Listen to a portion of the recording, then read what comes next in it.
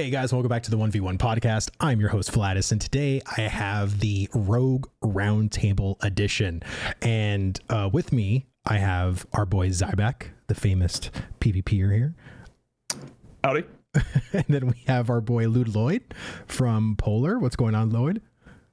I'm here. Yeah. Great. And then we have our boy Richie SH in the house. What's up, Richie?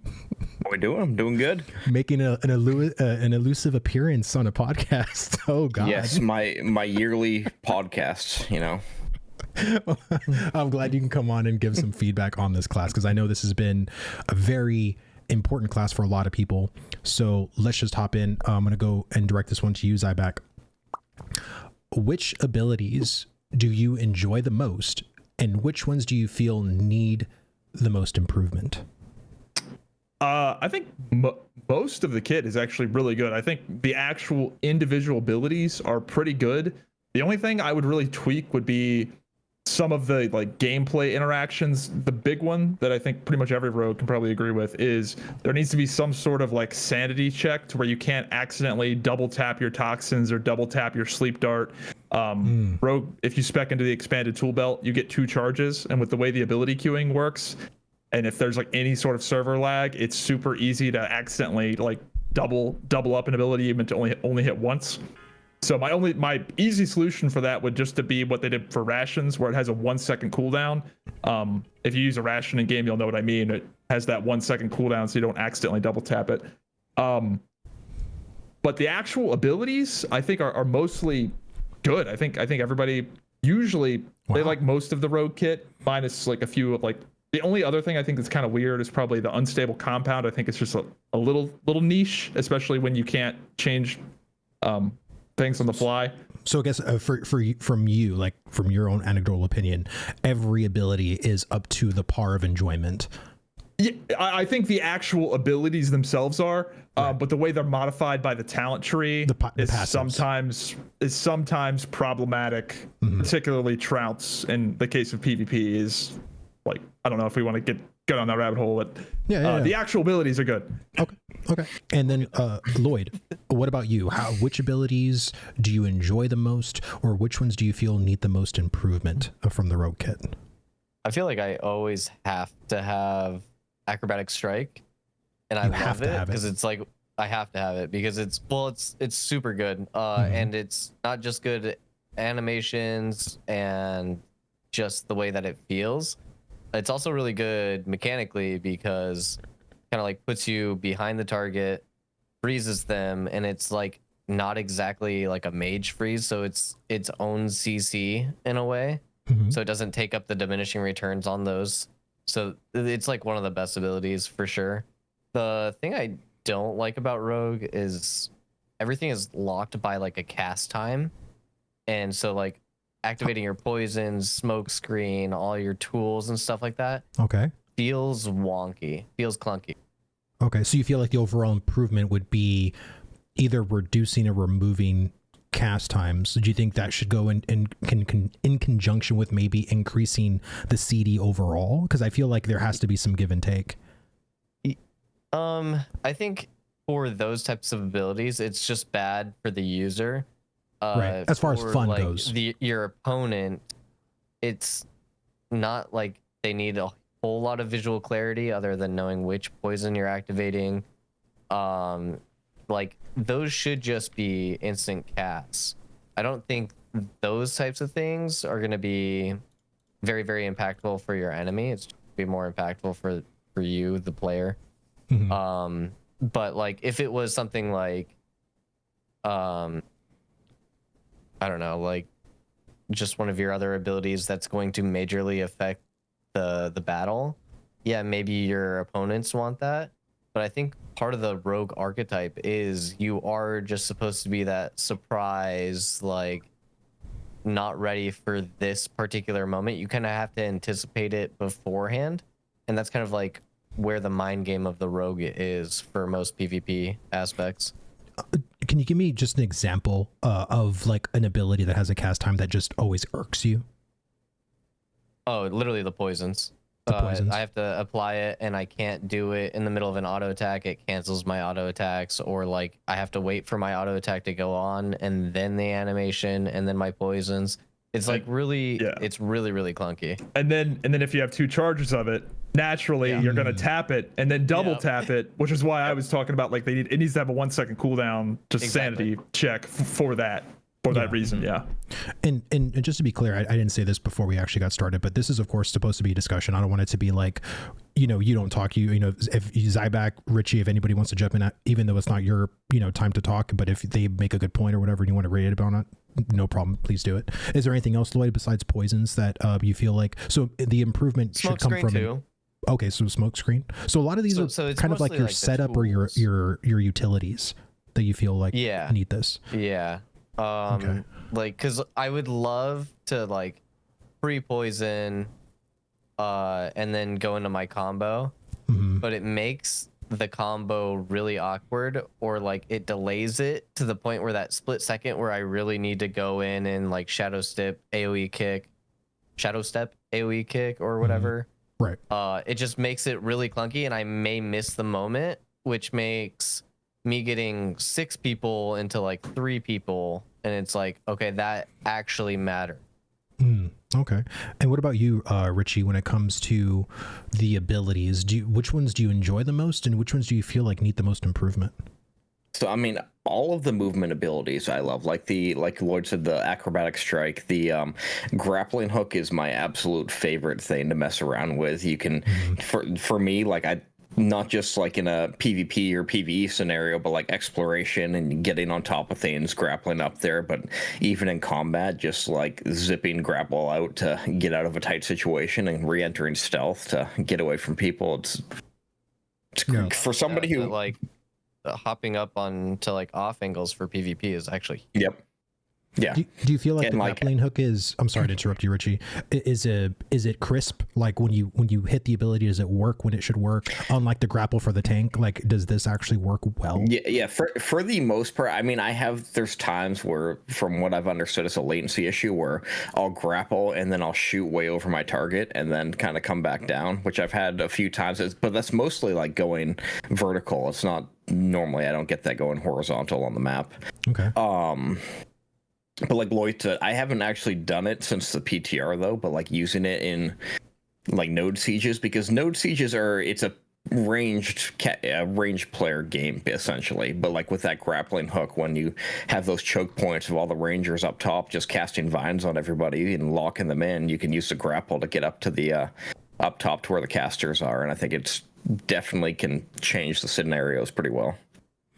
Okay. Boats too. Very fun for boats. Boats. Yes. I've seen some funny stuff with the boats when it comes to grappling hook.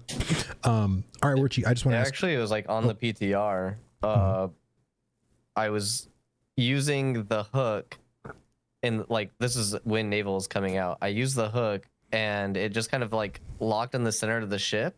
So I was just kind of flying in a circle around the ship, just tied to my grapple hook, and I like couldn't move or anything like that. So they actually fixed that before it went live with the naval, but that was one of the funny bugs with that.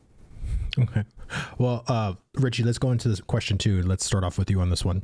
So I know Ashes is not a PvP game, but let's just try to cover this topic real quick. How effective is the rogue in a 1v1 PvP scenario? Are there any specific abilities or talents that feel overpowered or underpowered in a 1v1 setting? So I haven't done much PvP on the rogue this time around, so I can't really answer the 1v1s or the overpowered, underpowered, I think, to the best of my ability. It's totally fine. I mean, it's not a PvP game, so I mean, it's hard to find. Yeah, I know. There's no lawless zones out there or anything, so can't get into that. True. I'm gonna go to 2 islands in the whole game. There's either empty or there's 10,000 people there. I feel like has a comment on that. Yeah, he's waiting. Effectiveness though, like honestly, as somebody who's played the mage from pre-A2 up until the rogue ascent dropped, essentially, I feel like rogue feels great to me. Like early mage PvP was great. It's one shot, like just insane single target damage. But if you got hit, you dead because you're just so squishy. Whereas the rogue, like, you have drain poisons, you have sap, you have death mark, you have all of these like healing abilities tied into it that I think like survivability in PvP is so much better. Right. Especially at a 1v1 level, and like I'm finding myself like holding up more against clerics as a rogue than I did as a mage, because you have the interrupts and then you can regen health. And I think this question is pretty valid now because TTK is no longer in the position it once was in. Right. So I think PvP, some of the skirmishes, especially watching some of Zybak's shorts, like those are actually like really good TTK numbers, in my opinion, comparatively to what we were at. Right. Yeah. Not saying it can't get any better, of course, but I feel like now people are actually being able to fight back, which wasn't the case before. And I think that leads to some really cool interactions in the PvP background. And, I think this is, because people were saying, of course, mages and rogues when TTK was broken, like, oh, rogues are so overpowered, rogues are overpowered. I really don't think they are. I mean, I think there's some abilities that, of course, are overpowered, like is a prismatic, 3-charge beam overpowered? Well, of course, it's supposed to be, you know what I mean? But I think it's in tune for what you have to do to set it up. And I feel like there's abilities that are like that for the rogue as well, like using your death mark well, using your poisons well, being able to like be behind your target to get those crit advantages. Like there's a lot of little nuances to the rogue that you can't just stand and deliver in BOP just with pushing buttons, basically. You know what I'm saying? Lloyd, what about you? How effective is the rogue in a PvP scenario? Are there any specific abilities or talents that you feel are overpowered or underpowered when it comes to like the 1v1 or even like the small skirmish kind of stuff?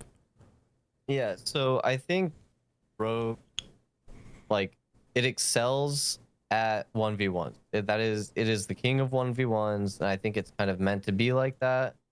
But as group size grows, it gets weaker and weaker. So like, I think it has its niche where it's probably going to be really annoying for like the casual player that just happens upon a rogue who's being a dick, Mm-hmm. So because their kit has so much stuff in it. It has survivability, it has CC, it has a lot of damage, like burst damage. Mm-hmm. So, and then it also has the dots with the poison, and it stacks. So there's a lot of things that work for the rogue when it comes to 1v1s. When it gets into group play, those become harder to do. You can still do it, but you kind of like have to change your play style for it as well. So I think it is going to be the king of 1v1s until maybe summoner, depending on how that looks out. Mm-hmm. But yeah, I think it wins versus pretty much every other archetype. In terms of abilities, yeah, like anything that feels like so overpowered or anything that feels like just underutilized. I know in the fighter there's some abilities that feel so lackluster, and there's some that feel like really, really good to push. Is there anything like that on the rogue in your opinion? Oh, everything feels good to push, except for the thing that I brought up earlier with the just poisons the cast times, the poisons, and some utility. Okay, well, that's and good. I do think there are other archetypes that could win if like skill is a thing. I'm talking about like peak performance. Both players are like top PvP in a 1v1 with like the most theoretical outcome you could possibly have. Rogue probably comes out on top, but with anything in this game, fighters could win versus a rogue if they like really outplay them. Same thing with tanks. I think there is a skill difference that you could overcome in certain scenarios, but the rogue's kit is just better than most, so it's gonna win the 1v1. But for most skills, I don't really think anything's like super overpowered. I can't really think of anything that's like overpowered or underpowered. That's a good. I'm sure Bucky will be happy about that. Well, I mean, there's gonna be people that probably disagree and say it's overpowered, but like I think each class has its own thing. Like you were saying with like the prismatic beam. So I think in relation to other classes, I don't think so. Okay. Well, Zybak, since I know you're one of the biggest PvE players in the game right now, I know you probably don't have much to say about this, but let's go ahead and ask you, how effective is the rogue in a 1v1 PvP scenario? Are there any specific abilities or talents that feel overpowered or underpowered? In 1v1s, assuming like you're like playing the class well, it's crazy good in 1v1s. Like there's no really denying it. But I will say that the rogue, it just has a higher minimum baseline requirement of like input and like skill to not like hard throw. So a lot of the times when people complain about rogues, they're really complaining about like the 5 demons on the server that pull it off. Really good. Yeah, because if you ask any guild master, literally any of them, are they really recruiting rogues? Like, not really. Like no, Nobody, it's kind of like that's sort of the class. Everybody's like, oh, you're kind of. Can you play anything else? Ranger? So yeah, so That's also when it comes to like guilds and stuff too. It's like they're mostly recruiting for like GVGs, DVZ. You know, like it's not. And rogues are dog shit. and like as long as it gets like bigger and bigger. So like. That's what that's the next question. Actually, we'll go into the whole bigger group. Anyway, it's like I didn't mean to interrupt. No, you're fine. You're good, man. Man, a lot of the people that it's just a hard class to play at a base level. Like a lot of people that play the class just hard throw on it. So the class is insane if you're good at it in small scale, like 100%. I will say the only like ability I think that is like super cracked out in specifically 1v1 is Sleep Dart. Sleep Dart in a 1v1 context is just crazy when it can't get dispelled by a cleric, and you can like really control all the variables in a way that you can't in like larger scale. Sleep Dart is just the most obnoxious skill, especially when you have the expanded tool belt and you have 2 of them. And like rogue 1v1s, if you're 1v1ing a really good rogue and it's like each rogue has 2 sleep darts, so now this 1v1 has 4 sleep darts in it, it's obnoxious. Like if I was to duel a rogue, I would have like a no sleep dart for either rogue rule because it just gets like really silly. So I think that ability in particular is like super silly in the 1v1 specific context. But I don't think it's like exceptionally powerful. It is good, obviously, but I don't think it's like over the top insane for like the other contexts in the game, because you can dispel it and things like that. And anybody that gets any sort of splash damage immediately breaks it. And then the second runner-up in a 1v1 specifically, a lot of people don't know this because it wasn't in the patch notes. I don't know why you wouldn't include this in the patch notes, but Draining Toxin, super good in 1v1s, but it was nerfed by 50%. Rogues, check your tooltip. It doesn't say 40% anymore. It's now 20%. But still, even then, it's still good. Wow. Yeah. But yeah, small scale rogue, assuming you play it well, which is a big assumption because most people don't, very good, small scale.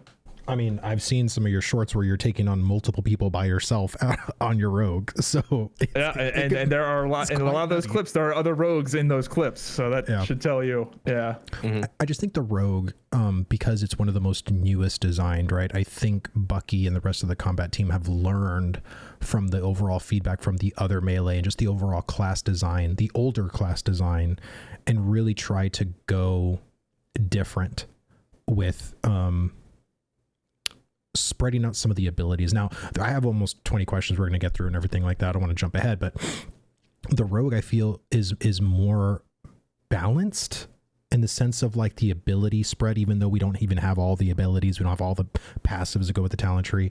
But I think for what we were given, feels like there's actual decisions to make on the tree compared to some other classes that are beyond cookie cutter.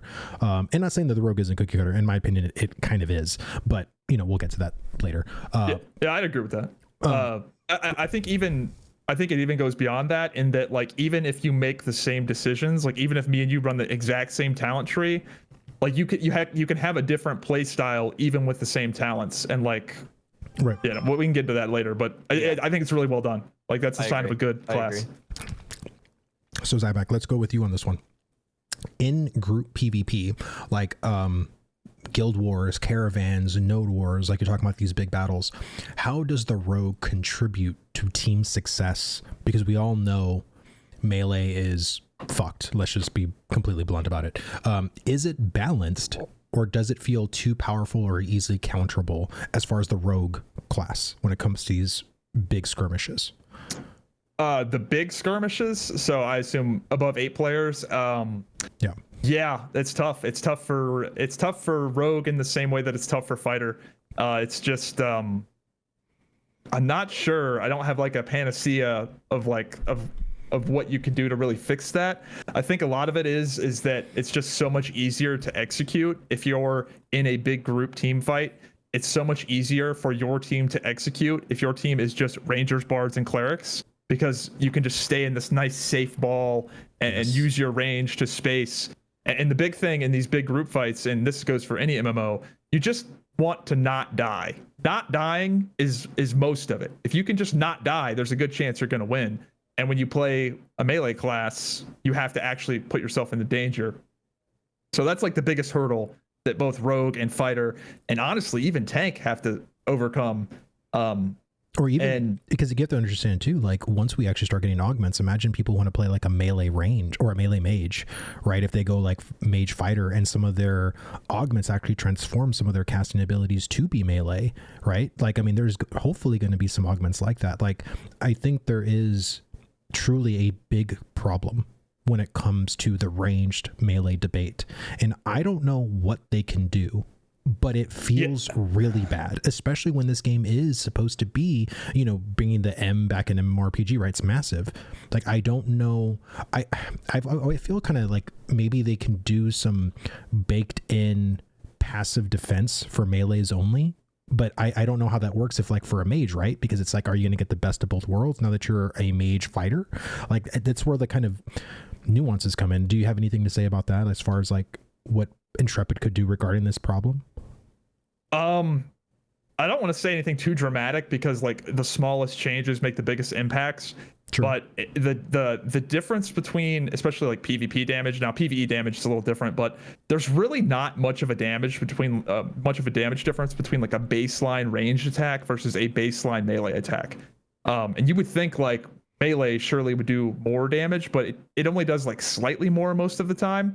And you have a lot more uptime issues, and in large scale PvP, you have to put yourself at much more risk to effectively do damage on melee. Now, melee does have a few things. Most of the hard CC in the game is melee, like the knockdowns, the stuns. Like typically the melee classes have like more of it, but it just doesn't really outweigh the ease of effectiveness that range does right now. One thing that is a little weird that I think might be worth experimenting with would be melee snares. The way snares work in this game is kind of bizarre, in that like they put themselves on DR really quickly and they almost kind of screw you over. We were talking about acrobatic strike and how it freezes you in place. It does unless you're on snare DR, and then it doesn't. So in a way, snares almost screw you over.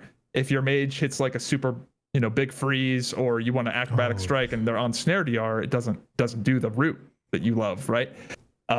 So I would like to see maybe melee snares don't have DR, like something like very small like that. Like I wonder how dramatically that would shake things up if all of a sudden like a fighter's on you and you just can't, like you just have this slow on you.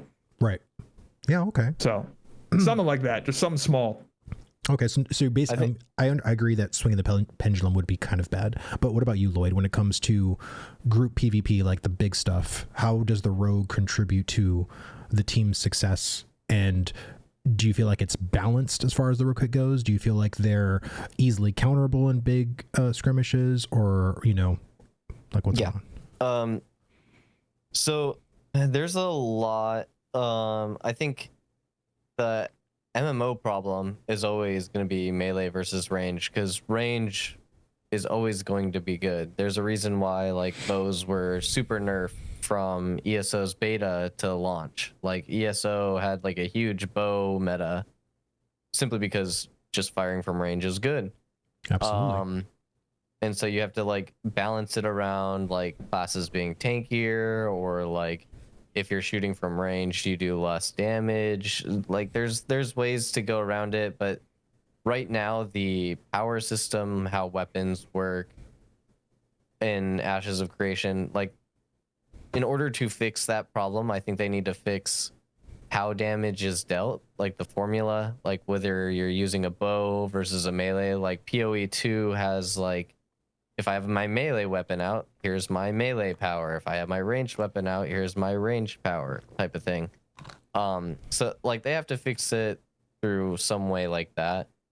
But for the rogue in like most GVG, ZVZ scenarios, I find myself switching my play style from like aggressive to more of like a supportive CC bot, technically, like where I'm either peeling my cleric or making sure that like I follow up on an engage. Like if there's like a really big bind field, I need to be there to do my AoE kick so that all of our AoE damage with our rangers, mages, etc., they can get in, they can do their damage, and like mostly you're like following up an engage, stopping an engage. Like if a mage blinks in, like I'm immediately looking towards that mage to like sleep dart them. And then like that's my role, is I'm just playing that counter engage, heal. You're basically then, like, playing like a less up. than bard at that point. Yeah, but with different CCs, a lot more CCs. I can find like better off angles than a bard, because like a bard has to set up for like uppies and then they have to get up on the elevation. I have grapple hook, so I have that advantage. So there's a lot of ways for me to change a battlefield simply by existing, but having too many rogues in group versus group is bad for your party, because that means you're losing elsewhere. Right. You're losing out on damage, AoE, or like heals or nimbles, something like that. That's where you're losing out on. So like you can't have too many rogues in the party. Okay. And what about you, Richie? Have you had any kind of these bigger group PvP skirmishes? Yeah, I mean, I've done like sieges on the PTR, and I've done a few like caravans and stuff. And how do you feel like that rogue does?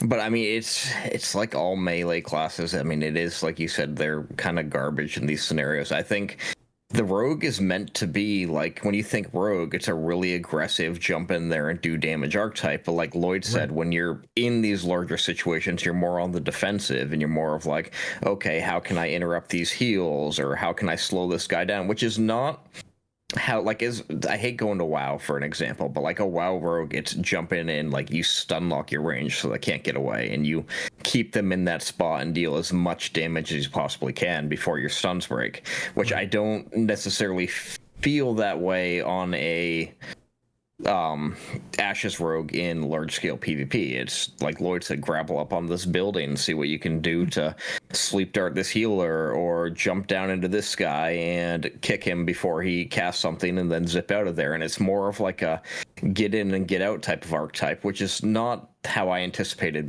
playing a rogue in these situations. I mean, but I always imagined it being like a gnat. Like, gnats are fucking annoying. You know, if you have a gnat in your room and it's like buzzing and shit, like that's kind of the way I always thought of the rogue in these big things. It's like you're going in stealth, you pop your smoke bomb, you start doing some damage or whatever, then you go back into stealth, and then you do cattle drops, and you know what I mean? Like you're just disrupting the battlefield, but you're engaging. Like every time I hear a person playing the rogue, like they're pretty much doing what Lloyd's doing. Like they have to not play aggressively, and I'm like, but you're literally a DPS.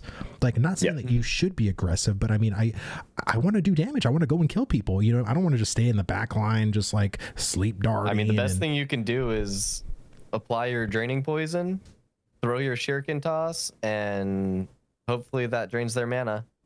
Yep. but it's like Zyback said, it's like in these large scale PvP situations, you're just trying not to die. And so like as a rogue, or being like a softer archetype going up against like an army of rangers and mages, you're like, all right, I'm gonna get in, do this one thing, and get out as quick as I can so I can stay alive.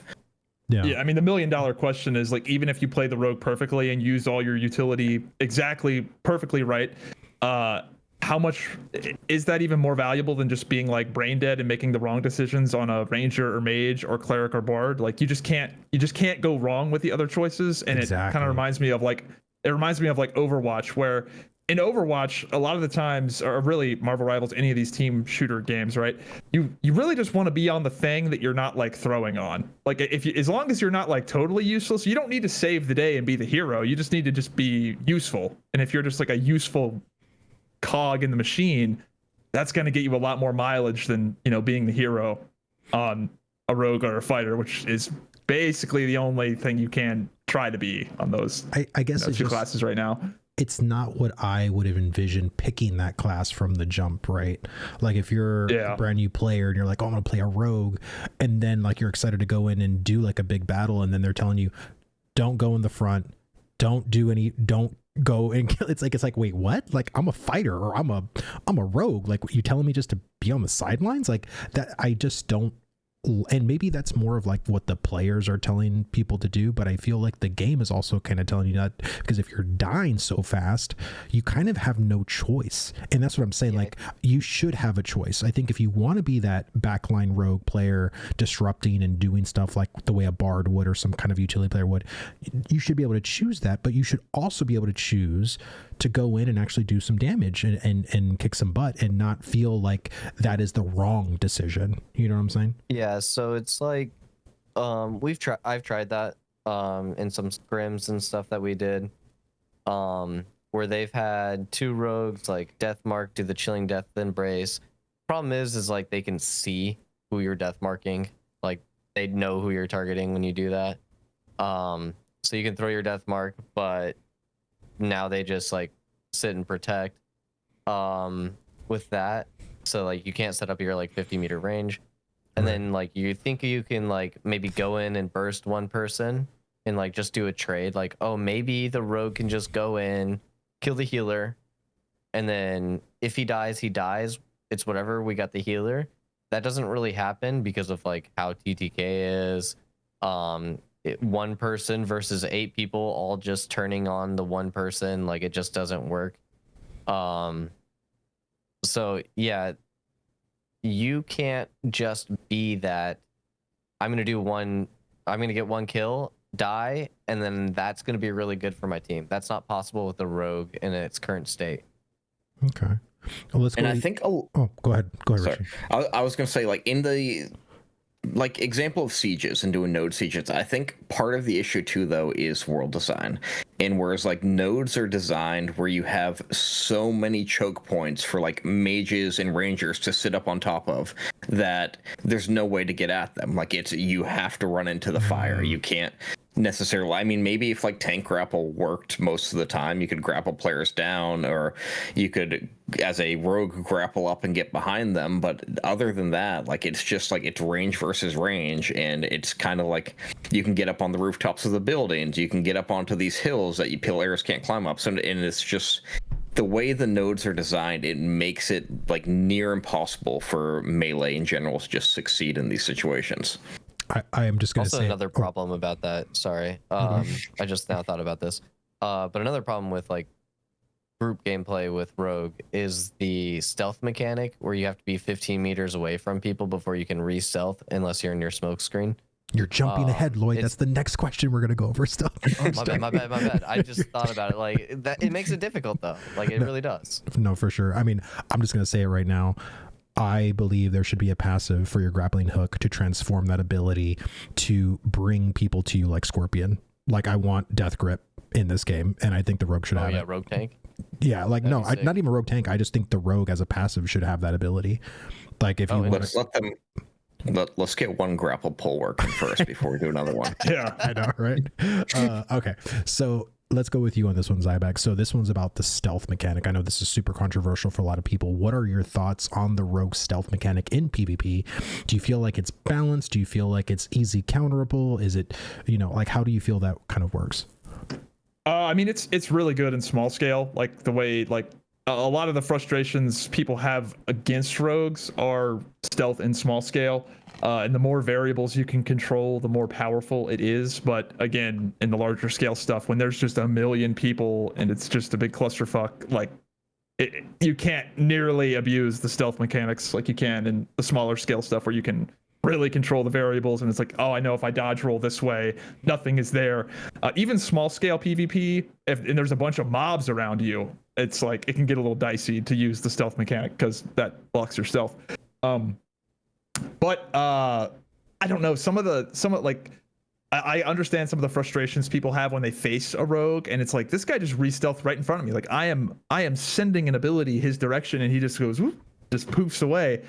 I can see that frustration, but I don't know like how they could fix that in particular without just bricking the class in the larger scale stuff, because right now, from the stuff that I've seen, like it's pretty difficult to re-stealth in the larger scale fights if you're in the thick of it. It's just not happening. If you could change the stealth, like, would you want to keep it as is, or would you, if you were designing, like, how would you design?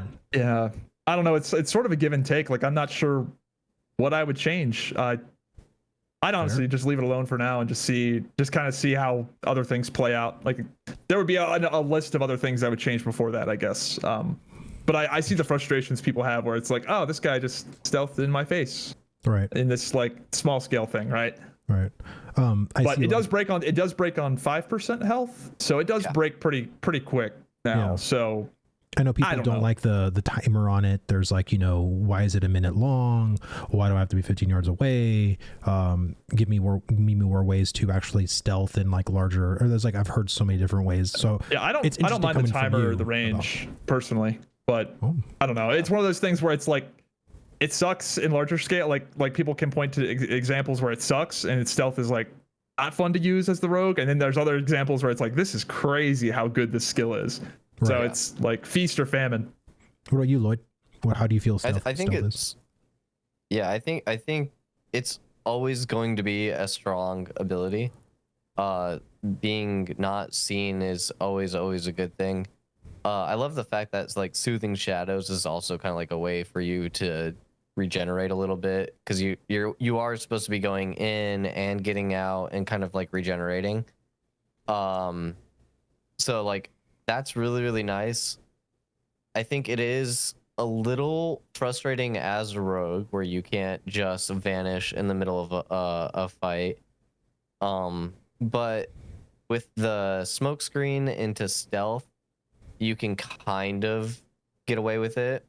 I do like how like BDO did stealth. I forget how they did it, but like he would throw like a smoke screen and then you would like blink in a direction that you use the smoke screen, and you could kind of like play around that way. With the Ashes rogue, it's like, okay, he's in the smoke, he just threw it down. Like there is no counterplay with the rogue when you throw down the smoke. You're just kind of like, okay, now I get my 25% base evasion and I can stealth. And then like that's how you do that. It is probably pretty good for like the opponent where they're like, oh, the rogue put a smoke screen down there, he's in that vicinity, and then you can kind of like play off like distance and kind of like where could a rogue move in X time frame, and like it creates that game. And it probably makes things a little bit more controlled on like the overall battlefield. As far as like PvE and stuff goes, it's literally just a regen mechanic, but for PvP it's pretty strong. And it probably has pain points on both sides at the moment. All right. And what about you, Richie? Like, how do you feel as someone who's been playing the game more casually? Like, do you feel like stealth is in a good spot? Do you feel like stealth is broken? Like, how do you feel about the stealth mechanic overall? I mean, like it's give and take, like starting with like the 15-meter range on that, once I progressed out of the starting area, I didn't mind it as much. But being in line hold on day one of the servers up, and there's hundreds of people coming through there, and you're just like, I just want to stealth, and I can't friggin' stealth because there's so many people in here. That drove me nuts. But once you got out into the world, didn't really see that issue. I like the design in the sense of where you can do it in combat, you can do it out of combat, you're not locked to out of combat, and I think the cooldown is basically the balance for that. So I don't mind having the cooldown, because I mean, otherwise I feel like permanent, if you were in and out of combat stealth and you could just do it whenever, it'd be OP even with the 15-meter range. So I think that the cooldown really adds to it. But again, it's just I feel like it's one of those mechanics where nobody's ever going to be completely satisfied with, because like there's not a right or a wrong way to do it, and if you're on the opposing side of it, you're going to hate it no matter what, because like fighting an enemy and them just going invisible in front of you, it's annoying. But like Lloyd said, I think the way I've noticed this with the mage too, and I can't speak to the other archetypes, but it's like Ashes is really playing on the combo game. So like it's not just a straight, vanish in your stealth. It's the smoke bomb, and then you can stealth in the smoke bomb. Like with the mage, with the like freezing the enemy in place. It's cast your Cone of Cold, cast your Frost Nova to lock them in place. It's not just like a one Frost Nova spell. And I think we're probably going to see more of that as it goes on, because it seems like Intrepid really wants to make these archetypes not just like a one ability use, but like comboing it with other abilities. And I think that stealth being designed the way it is opens up a possibility to have more unique like ability combos working with it. But I mean, I could see it. I can see a passive where your smoke screen like has like an immunity. So like you can use the smoke screen in like two different ways. You can use the smoke screen to put it on an opponent to like make them be more obscure, they're missing more or whatever, or you can use your smoke screen to actually get that immunity to where the 15 meter is gone, and as long as you're in the smoke screen as a rogue, you can go back into stealth. Like, would you think something like that would be like a good thing? Maybe too overpowered? It kind of functions like that right now, actually. Yeah, Does it? It's pretty close to that, yeah. Yeah. Oh.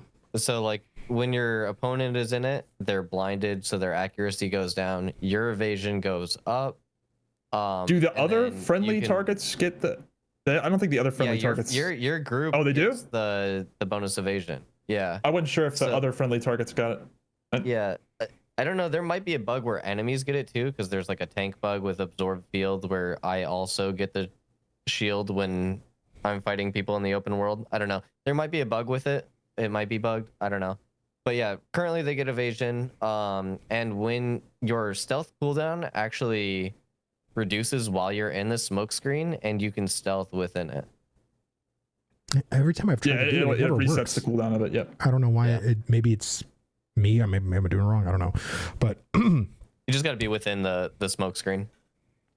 And there's like a little radius on it. But usually like mobs are also in it. That's why I think regardless if there's even people in your smoke screen or not, the 15 meter range should just be moot.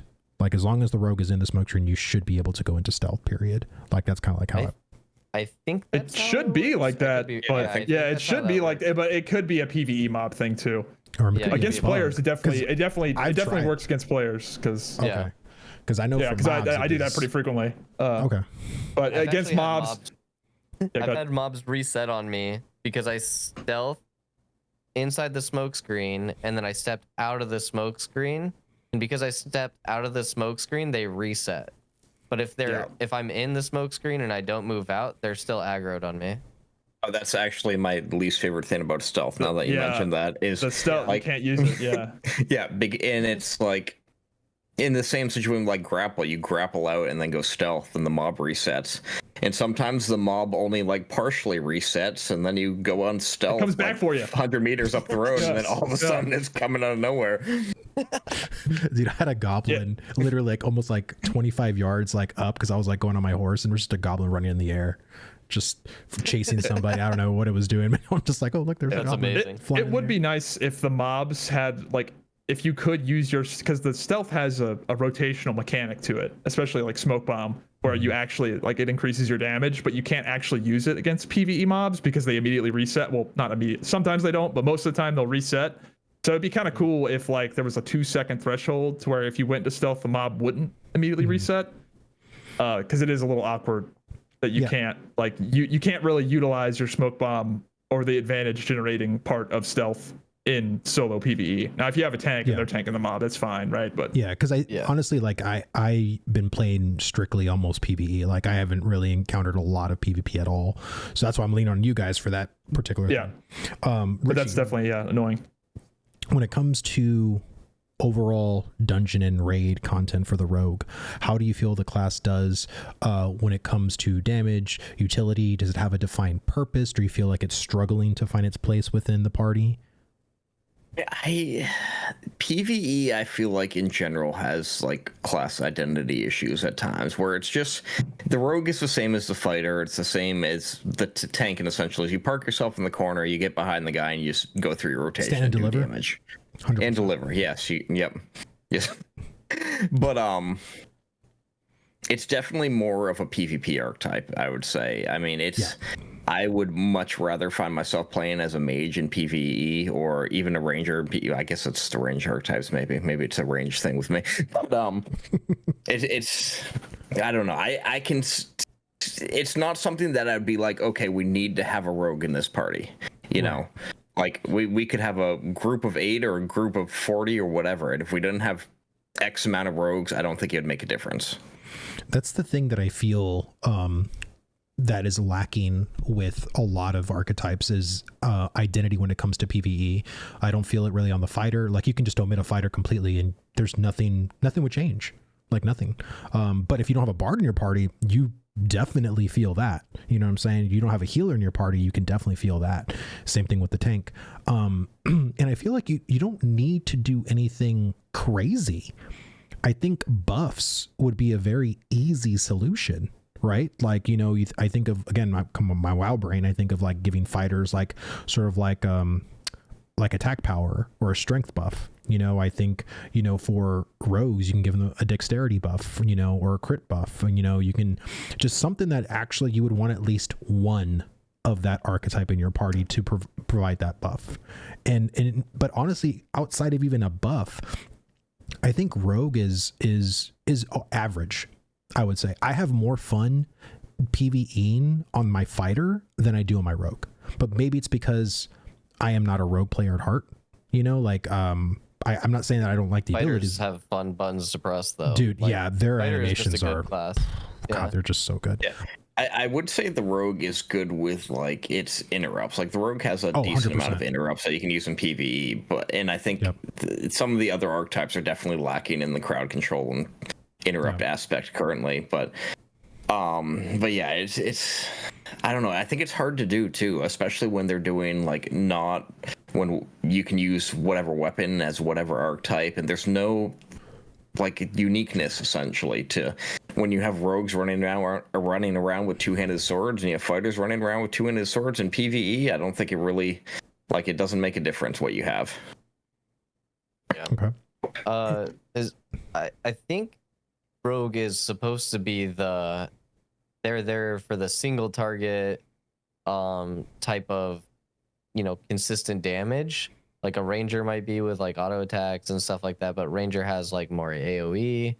A lot of what PvE groups you have, they're gonna be like AoE clears with a cleric, a bard, and a tank. Tank for the aggro, bard for the mana battery, cleric for the heals, and then as much AoE so that you can make the experience that you're gaining actually worth it. And then you're just gonna try to pull as many mobs as you can and just AoE clear it down. With rogue, you can kind of just stand in the back of the mobs while the tank is aggroed on the other side. You just auto attack with like melee cleaves, stack your poisons with like lacerate, build your advantage with like smokescreen and stealthing, and just trying to apply the bleeds and the hemorrhaging, and your job is done. But like right now, I don't think PvE grinding necessarily feels satisfying. There's not like a skill expression in PvE, in my opinion. Yeah. It's like just group and then pull mobs, kill them. I feel like Ashes is in a very terrible spot when it comes to that. You add more complexity and mobs are more difficult to deal with, but you still have to grind those mobs for 8-10 hours. So now it's not a mindless grind anymore. It's way more challenging, but now it's just way more annoying. Like I don't know how they would really balance that. You know what I'm saying? Like if maybe they make pocket dungeons to be a mindless grind, but maybe actual dungeons like Carfin or even like the dwarf dungeon. I'm blanking on that name. The Forge. Yeah. is more strategic, right? The mobs are actually a lot harder. It's not a mindless grind in those particular spots. I think that would be a better balance, because if you want to go to Ursine Caves and just pull bears and, you know, do that for 8-10 hours, cool. But if you're going to go to this other spot, it's way harder. Like if you pull more than 5 mobs, you're going to, like, again, do you think of like classic WoW, or at least I do, you have to CC 2 of them. You know, you're concentrating, so there's 3 that you're pulling, you concentrate on 1 to kill it immediately, you're silencing this other one, you know what I mean? Like there's very much group call out rotations to feel like you're actually contributing, you're actually doing stuff, because then a rogue would actually feel very utilized in that, right? Sleep dart, there's other spots that you would be able to come and really clutch in a class like that to feel very much utilized in the group.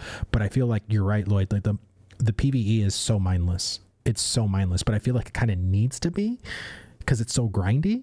And I feel like the experience is going to even get lessened, because I think that they're going to probably buff how much experience is going to take to level from 1 to 25. It's what you get though. Peaked like a thought for me where like the PvE grind is pretty mindless, but like if you throw in PvX, then the rogue feels like it has a place where you're like in between the mobs and trying to keep people off your spot. That's where like I think a rogue could really shine. Like you're like interrupting like people coming in on the spot, or like trying to give your tank some leeway, some time, so that your team can kill the mobs. That's the only thing like that would make that interaction interesting. And I think maybe that's what Intrepid is kind of like designing around, is like people are contesting over mobs.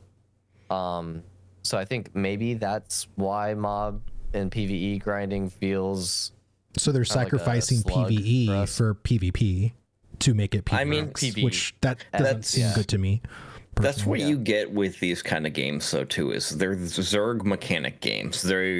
Games are designed around running in with as many players as you can get, hammering down the boss, and just piecing out. And then it's more of a PvP focus around that.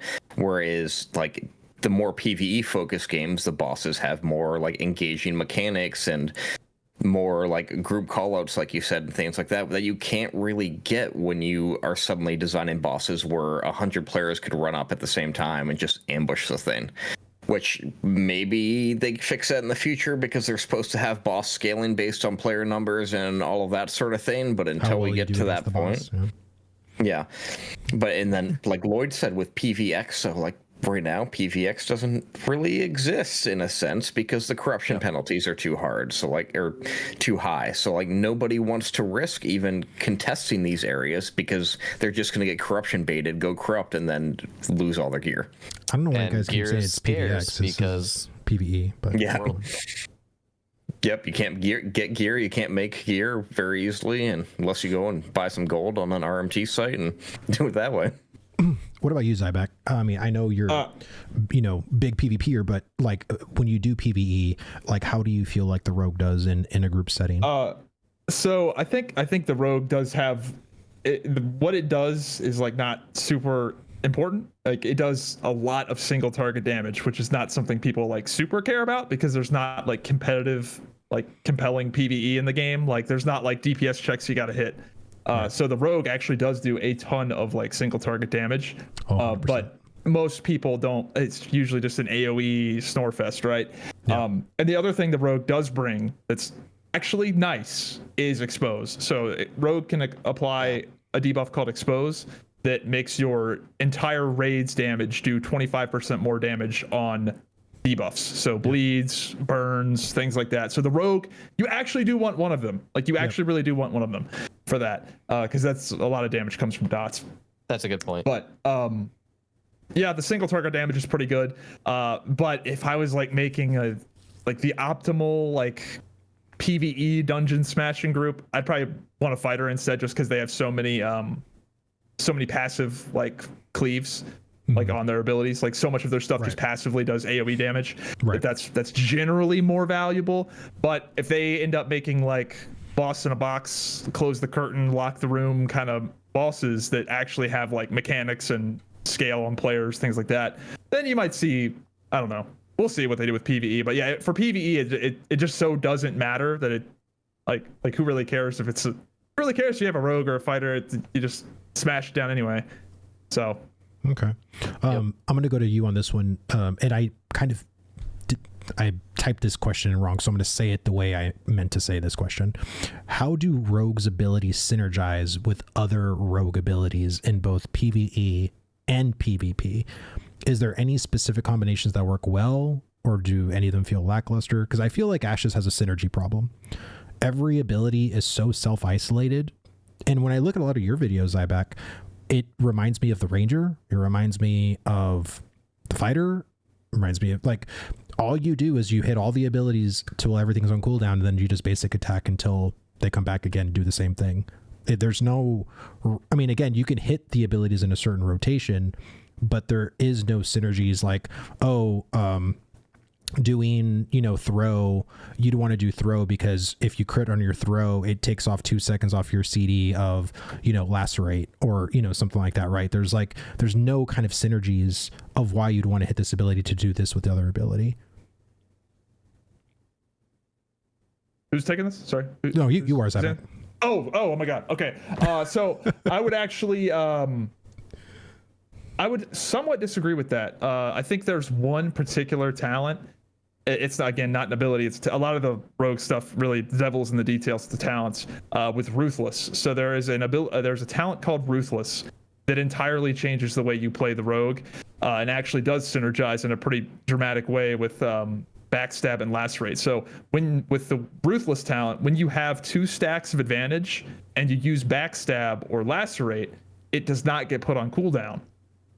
So that totally changes the way, and now you're playing this advantage game where you're bouncing between 1 and 2, 1 and 2, 1 and 2, so you can get a ton more backstabs and lacerates off. So that is an example I would say of a synergy.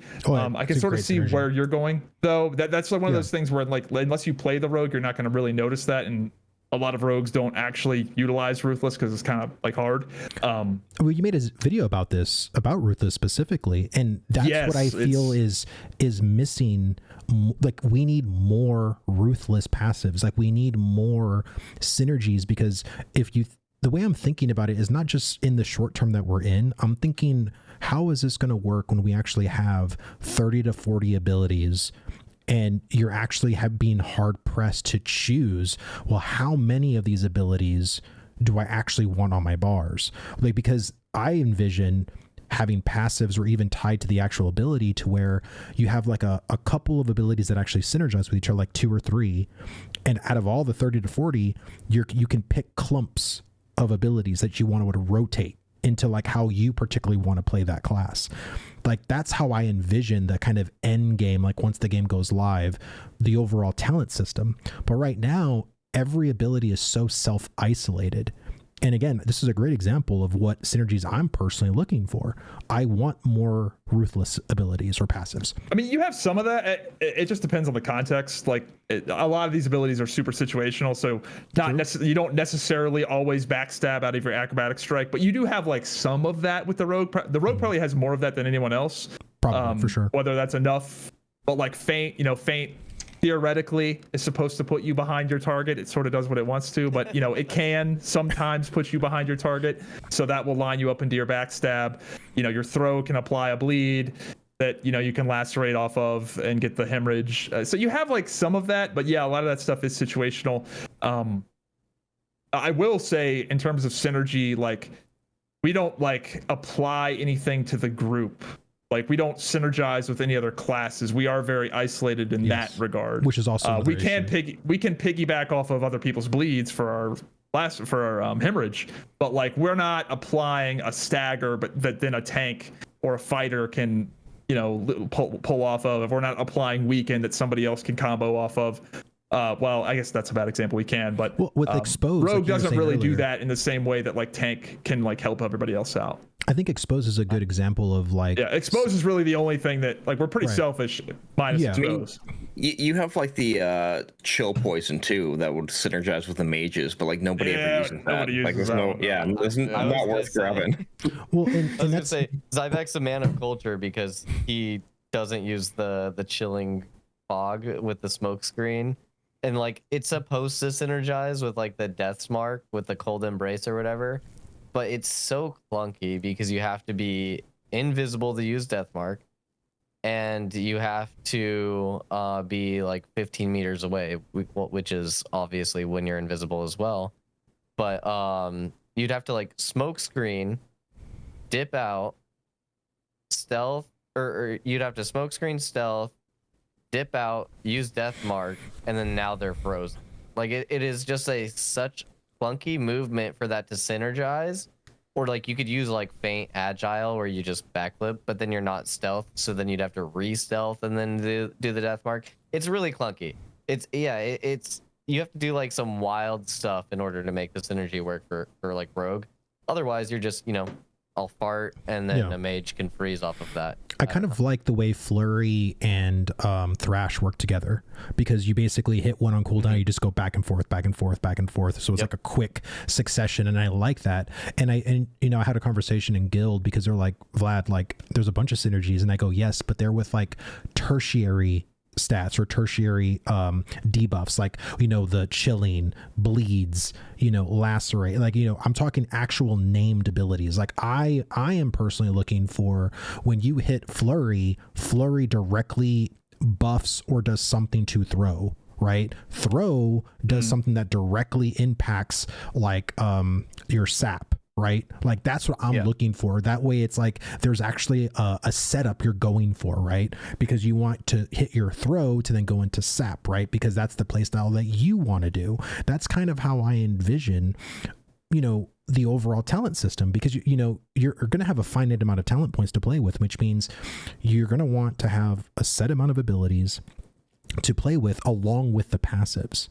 So if you create these synergies, that's how you're going to be able to have very different rogue players, because it's like, oh, I'm actually playing more with my poisons because the poison synergize with my lacerate. It's like, oh no, I went with flurry because flurry interacts with my throw. You know what I'm trying to say? Like that's how you make non-cookie cutter builds, when you actually have little synergies with other abilities, along with like having a huge array of them that you can't pick them all. You know what I mean? That's the thing that I'm kind of wanting. I think that's a dangerous path, just because like if you do that without enough thought in the design process, you can either create a one rotation is everything build, or you create like but that's technically what we have now. Like that's or, what you or have you just now. like you're creating like an optimization of like just what you're doing, and then that's it. I wouldn't say we have a one rotation is everything build for the rogue. I think there is some choice in like where if you look at, so if you get the synergy you want, I look at the mage. So the mage, you frostbolt, then you cone of cold into a freeze, then you use lightning strike for shocked, and then you use whatever passive gives you, it's like a increased electricity or something or whatever, I can't remember. And then shatter gives you the double, and then there's a passive in there that doesn't actually work, that when you cast, I believe it's a fire spell, it like increases your shock or something. And then there's another one where if you cast a frost spell after the fire, then it's supposed to increase your conflagrating damage or something like that, and then you go through it again. But it's like you said, you have that one rotation, like the mage is built off one rotation, right? Because like you want this synergy. Like if you're not doing the synergy, you're doing it wrong. And whereas the rogue, I feel like you have a bit more choice of how you're playing rogue is like I would agree with that. Sorry, I didn't cut you off. You have more granularity with the rogue, but I want it to be even more so. Like I think there's a problem with the mage having only that specific rotation or the way you set up. I like it, and that should be an option, but there should be other options. And I think again, going to the greater vision and not just looking at what we're currently dealing with the Alpha 2, but like looking at how 30 to 40 abilities and then adding probably more like 30 to 40 passives to go with it, we're going to have a pretty massive talent tree. And then that's also adding 4 schools of augmentation depending on which class you pick. Like I truly want there to feel like you can like I want there to be guides to where it's like, oh, I'm playing, you know, the throw rogue, or I'm playing the sap rogue, or I'm playing, you know, like you just have those kinds of different ways. And we might actually be getting that, because they showed that on the live stream. They showed the cleric talent thing with the spell ranks. Yeah. And I could see that, because they actually already have some of that on the rogue with the throw. What is the throw explosion? Where it's like you throw and it applies the fire debuff, and then if you backstab the fire debuff, it explodes. Right. So like I think that's probably the stuff that you're looking towards, Vladis. 100%. And we might just be getting more of that. I feel like that's probably a direction they might go. So you might be getting what you want. You just have to wait, right? Yeah. It seems like they're getting like the very base in, and then they're going to add the skill up system, which we saw with the cleric, and then they'll add the augments on top of that. So like, hopefully it's not just level 25 you spec into 95% of your skill tree and move on. Okay. Lloyd, and I didn't go to y'all specifically, but did y'all have anything else to add on this? Because I feel like everyone was talking on this question. I feel like I covered most of that. Richie? I'm good. I think I covered it too.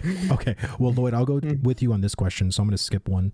And I'm going to kind of rephrase this one. Are there any talents or passives that feel mandatory for the rogue? Conversely, is there anything that seems like underwhelming or rarely used as far as a passive or an ability goes? Yeah. Well, it depends on if I'm doing PvP or PvE. And honestly, I think that's kind of cool. So like for PvP, I need Shadow Step, but for PvE, I don't. And reason being is because it's a CC cleanse, the second talent point, and Shadow Step gives you the CC cleanse. So there's that. If I'm going PvE, I'm looking more AoE builds. So like Lacerate is a must-have. Like I think if you want to like overgeneralize everything, like what I'm picking, no matter what.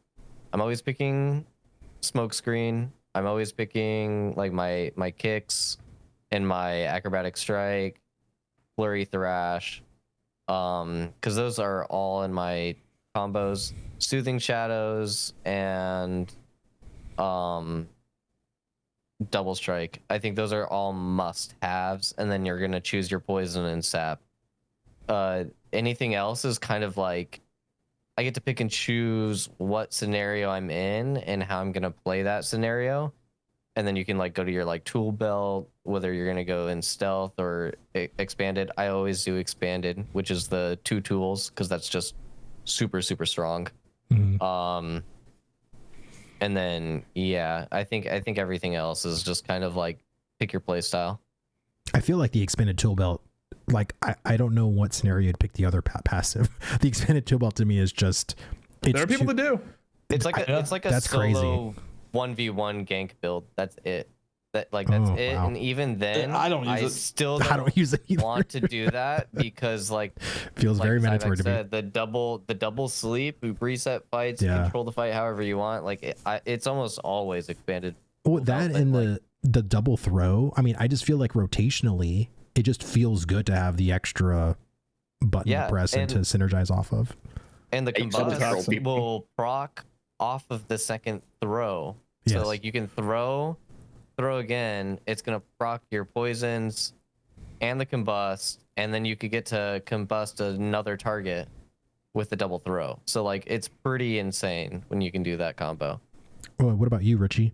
Is there any talents or passives that feel like mandatory for you when you're playing?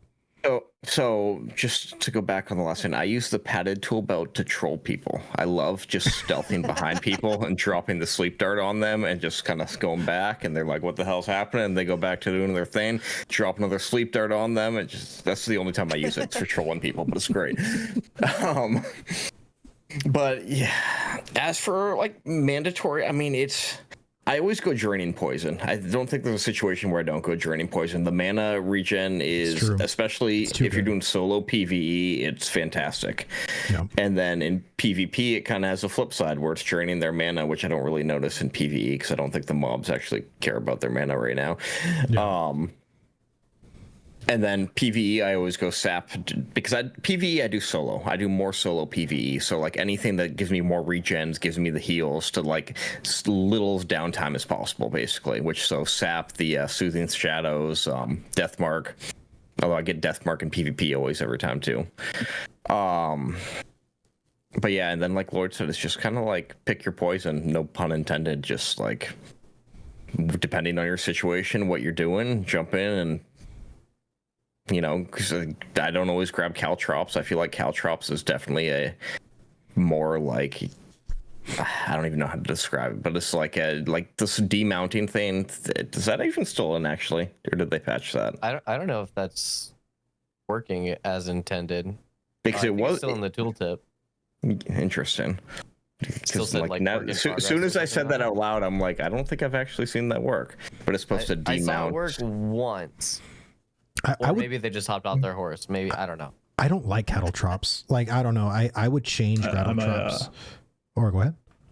So I'm a proponent of in-capping, sleep darting them out. You sleep dart them out, and then you attack them on their mount, and they're just like, "What do I do? I can't move." They're like, just sitting there. Mind fucks people. Yeah. I would love if when you cattle traps, like I wouldn't mind a higher cooldown if like anybody that goes in the cattle traps, everybody gets lacerated. You know, so it's like oh shit, because to me it's a very avoidable thing. Like especially if it stays on the ground, you know what I mean. So it's like I think it should be very punishing. Like if you actually were to get someone or a group of people like on it.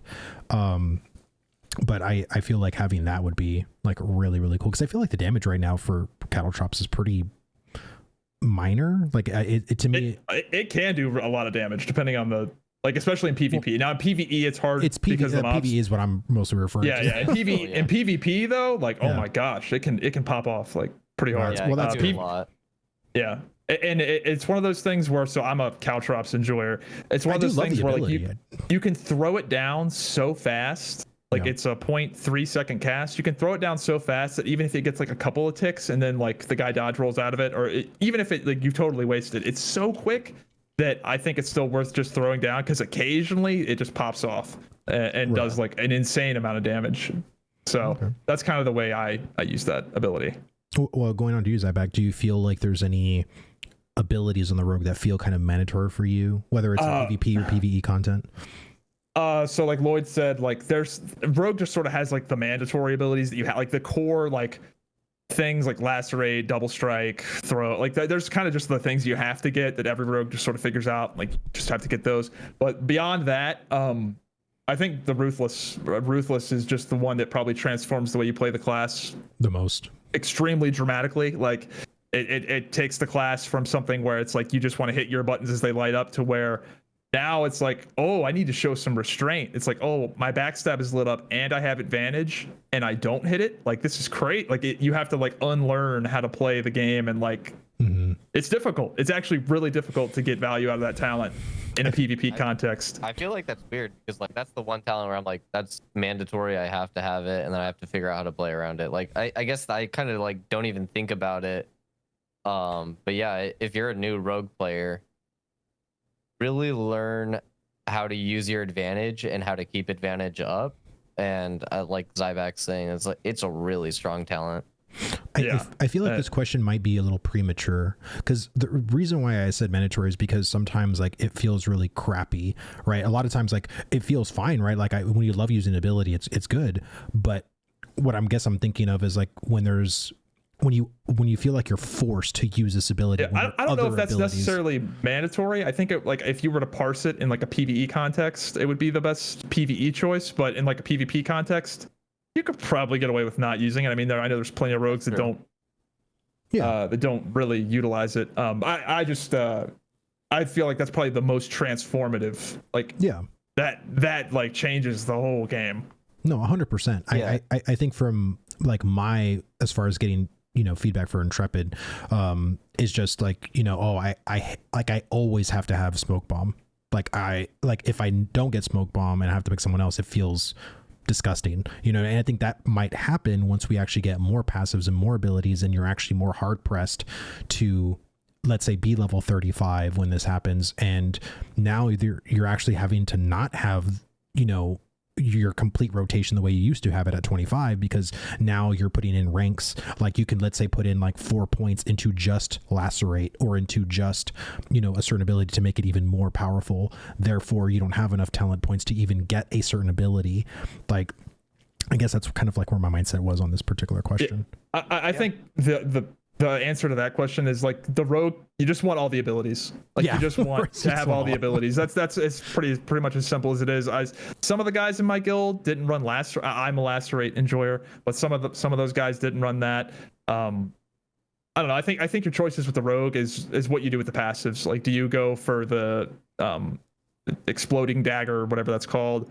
Do you go for the improved throw, or do you like? I don't get death mark. I know some rogues get it. I don't get anything to do with death mark. So it's some people. I don't know. I think that's probably where you make most of your choices with rogue, is in the passives that modify your abilities. But you do have you have to get double strike. You have to get the core abilities, in my opinion. Yeah, two choices that you have like when you're level 25 is like, do I do death mark or do I do throw? And you're like, huh. And then you kind of like think about like maybe some of the other passives. Like I have guile because it's really good for increasing like your evasion out of stealth. So when I'm in my smoke screen and I'm stealthing, I'm getting bonus evasion. So it's pretty nice. Okay. So like, yeah, it's like those little talent trees that you can like move around your core. And that's going to be based on what you're doing in the world and how you intend to play. Like if you're not taking lacerate in PvP, that's probably fine, but you're probably not in the thick of it. So you're probably just doing the CC stuff. Okay. Richie, how do you feel about the balance between offensive and defensive talents on the rogue? Do you feel like it's a good mixed, or do you feel like pressure to focus on one over the other? I think the rogue probably has one of the best balances for offense and defense that I've played on an archetype.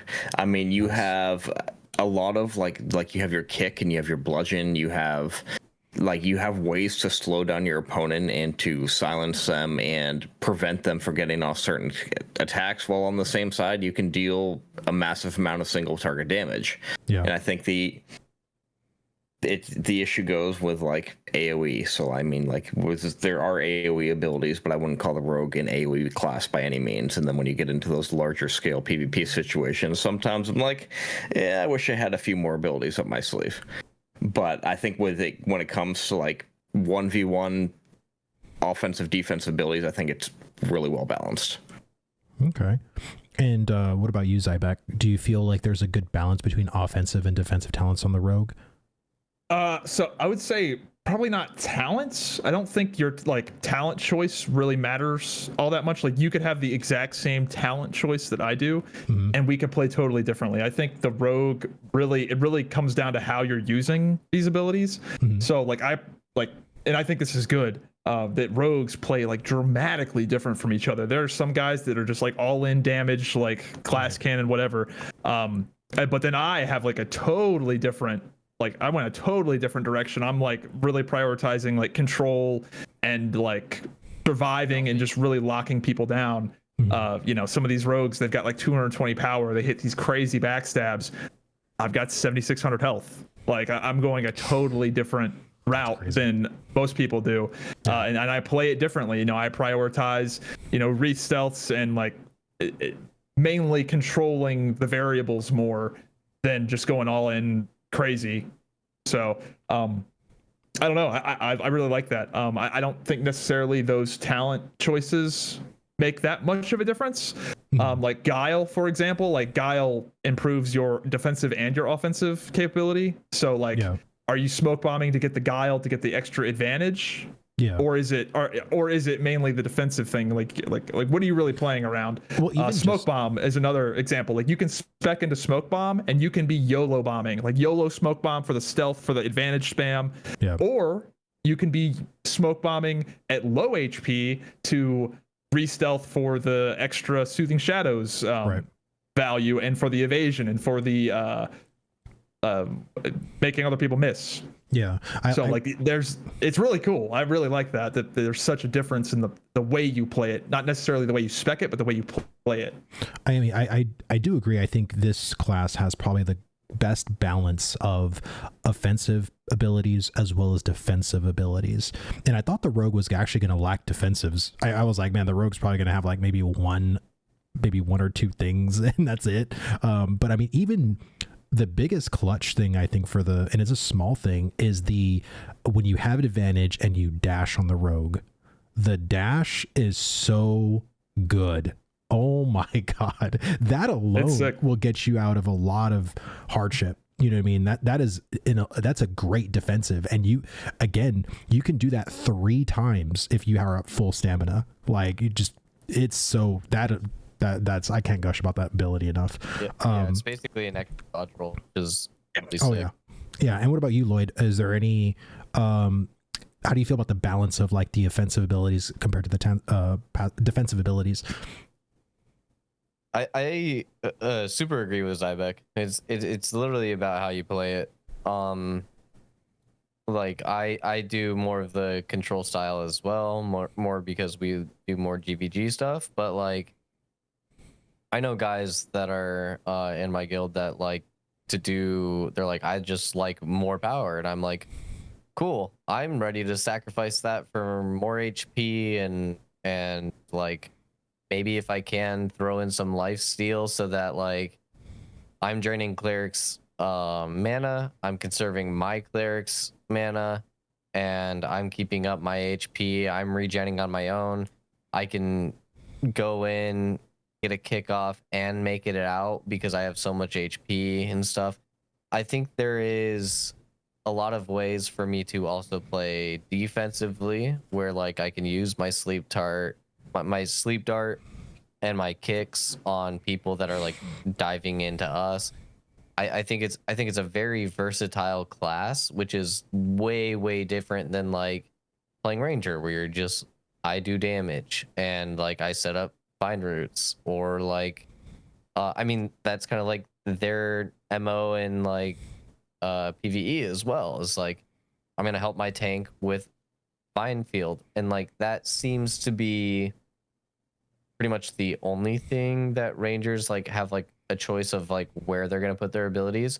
Rogues are like, I have to think about the situation, how I'm going in, and how I'm going to execute it, and then I have to actually mechanically execute it. Okay. So like I really love that about the rogue on like both offense and defense. Okay. And so Zybeck, I'm going to go on to you on this one. I feel like this is kind of a question I'm pretty passionate about. What are your preferred weapon choices for the rogue and why? And do you feel like the current weapon options, IG, like daggers, two-handed swords, like, you know, do you feel like there's like a balance between weaponry with the rogue? I mean, the first answer is not gonna be very impressive. I really don't care what melee weapon I use. I'm gonna use what's got the best stats. It could be a two-hander. It could be a lot of rogues right now. I'm not sure. I don't know specifically why they're doing it, but they're using the one-handed base and the shield. I don't know if that's a stat thing or if they're going for a I don't know if that's because Constitution and health. Okay, so it's just the stats that they're chasing. I wasn't sure if it was the effect. I lean heavily on my on my ranged weapon for the actual effects. So I run the steel sword, whichever sword it is. I think it's steel that has the HP, 1,000 some HP. That thing is sick. Is it two-handed sword? Yeah, it is a two-handed sword. But the main thing in terms of the actual effects I care about are on my ranged weapon. So I am a bit weird. I like the physical wand for the perfect timing effect, because that is it's actually pretty sick for rogue. So for those not in the know, wand finishers can trigger this thing called perfect timing, and that reduces the cooldown of your next ability by 5 seconds. So you can use that on an advantage generating ability like sap and turn your sap into a 15-second cooldown instead of 20. So physical wand, super good for like that reason. And then short bow, it's just fast, efficient. You can weave it in between your attacks really easily.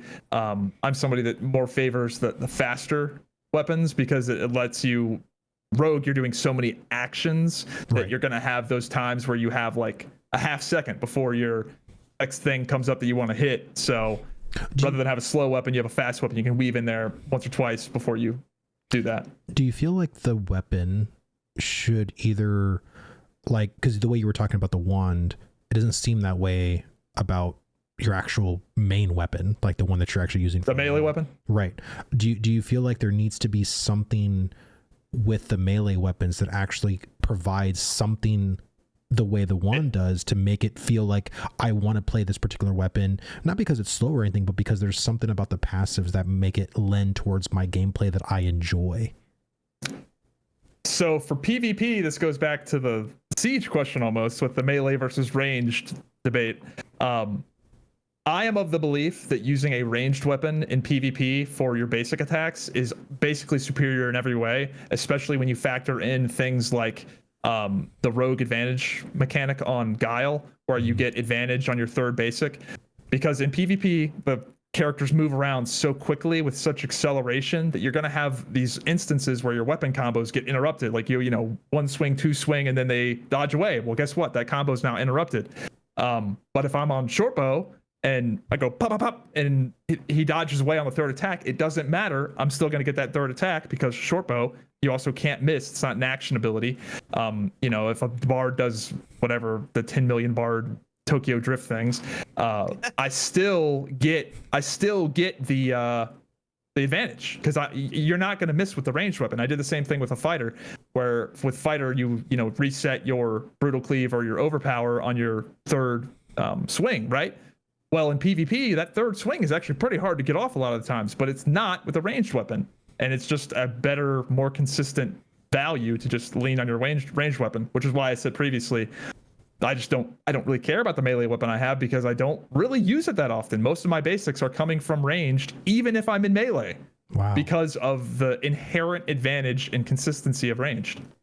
See, which is a big problem, obviously. Yeah, like that's the way you were talking about that. It's like for you to not care about your actual main weapon is bonkers to me. Like, yeah, I don't care at all. Yeah, I'm a dagger enjoyer. Like I like the, you know, having two daggers in my hands. I like the animations. I want to be able to play that. But it's like everyone's like, bro, if you're playing daggers, you're doing it wrong. You know what I mean? Like you can't be playing daggers right now. Like you got to be playing two-handed sword. You got to be doing this. And I feel like I don't know what Intrepid could do, and I don't know if standardization or equalization across all weapons, so that way it's more of either an aesthetic or the way you were describing with, like, you know, perfect aim with the wand, if that's the route they should go in. But I think it should be the latter. I think it should be the fact that, like, there's actual, like, bonuses and stats that are in the weapon talent tree that give you certain procs or give you certain abilities or enhance your abilities in the way that you were describing to make, you know, that gameplay aesthetic more pleasing.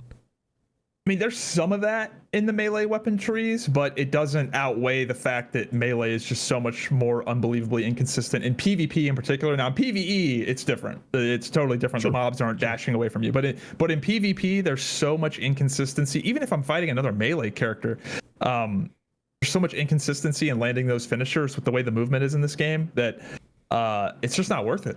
Like, yeah. I completely agree. Yeah. What about you on this question? Go ahead, G. Oh, I was going to say, as somebody who does PvE more than PvP, I still use a short bow. Oh, me too. Yeah. There you go. I love the short bow.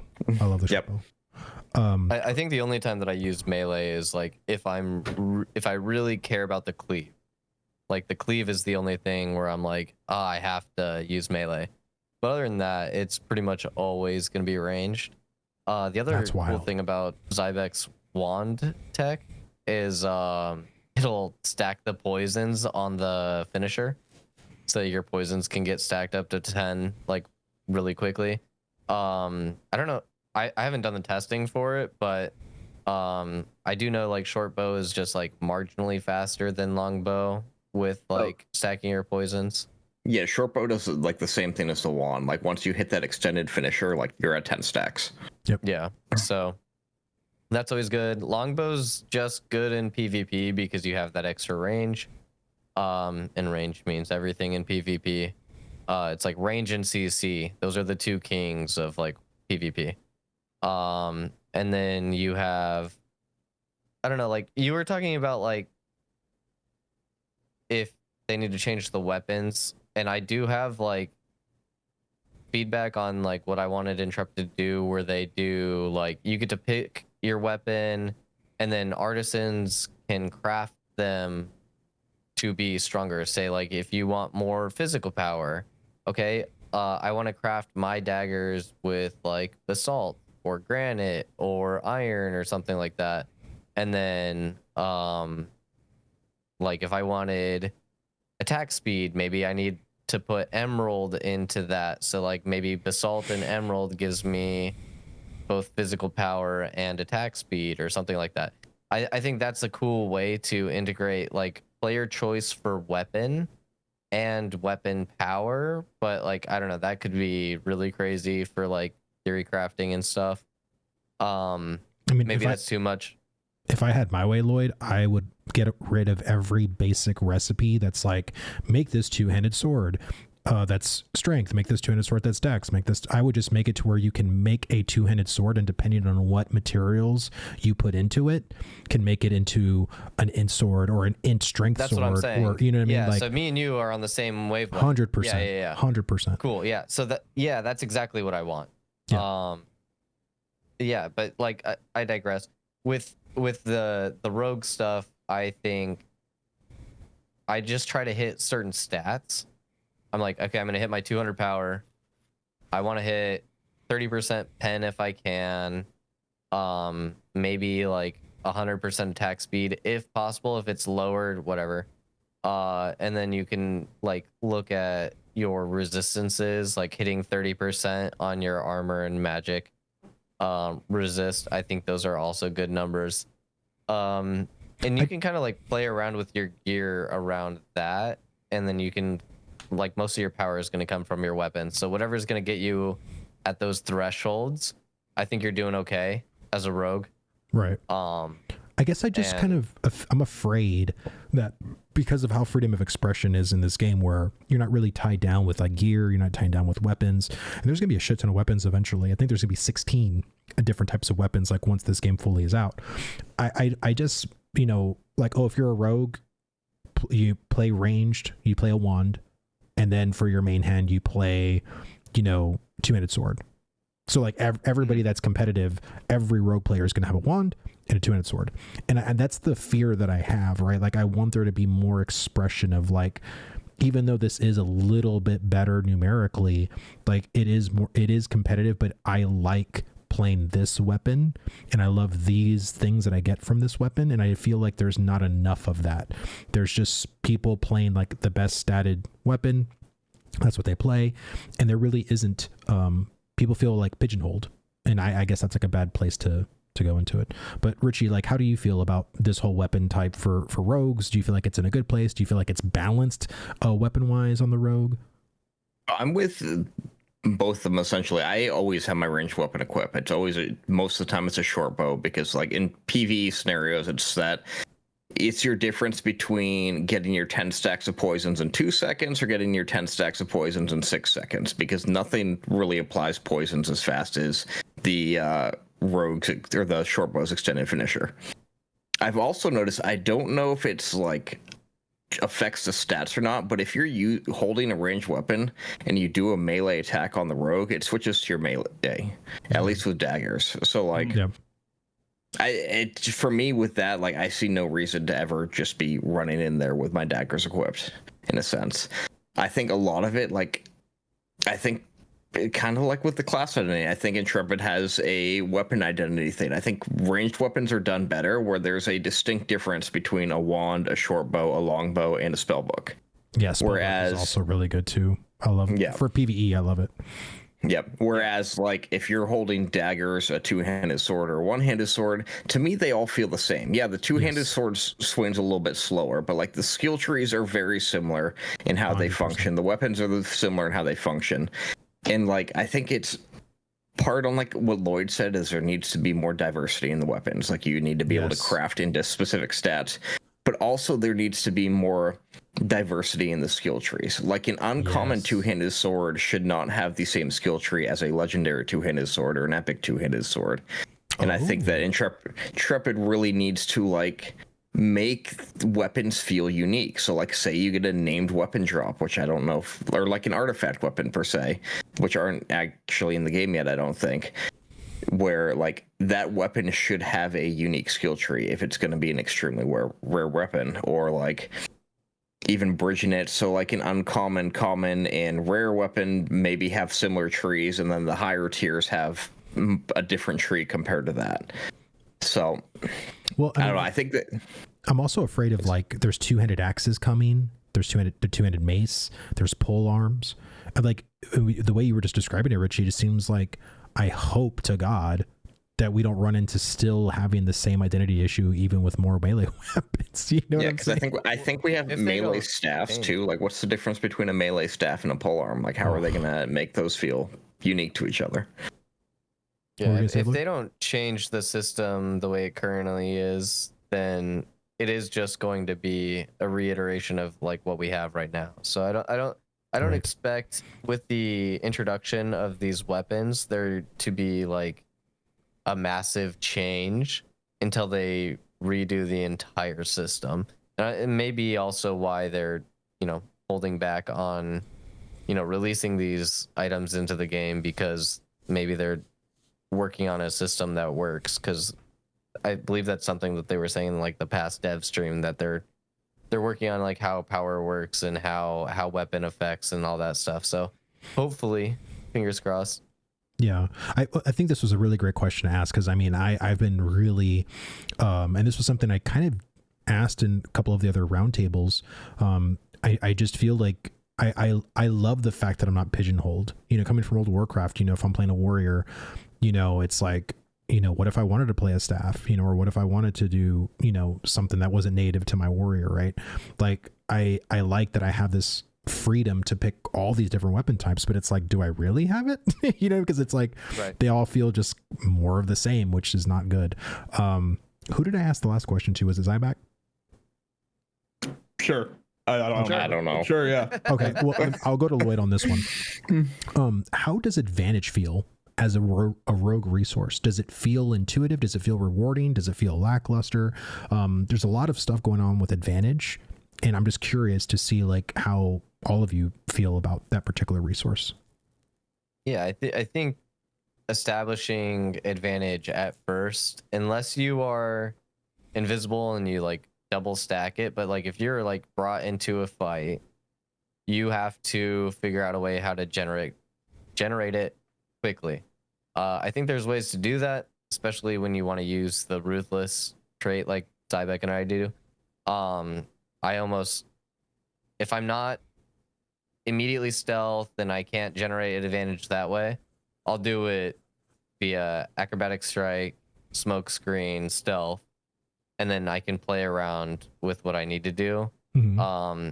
I also don't even necessarily need to use like the smoke screen and stealth either. Mm-hmm. You can kind of generate it through like your third thrash, so you can just do acrobatic strike, flurry thrash combo. Mm-hmm. Get your 2 stacks of advantage that way, and then you can kind of play around from there. You can also do like a bunch of different combos in order to get your advantage that way. I think once you're there, you're fine.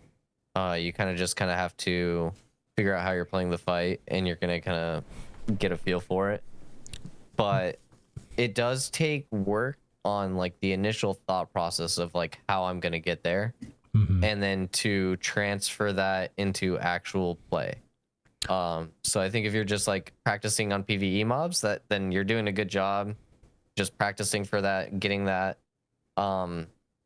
It is difficult to get a handle of, and I think it is what sets apart good rogues from bad rogues is advantage management for sure. Simple question. Do you personally find advantage fun to play with?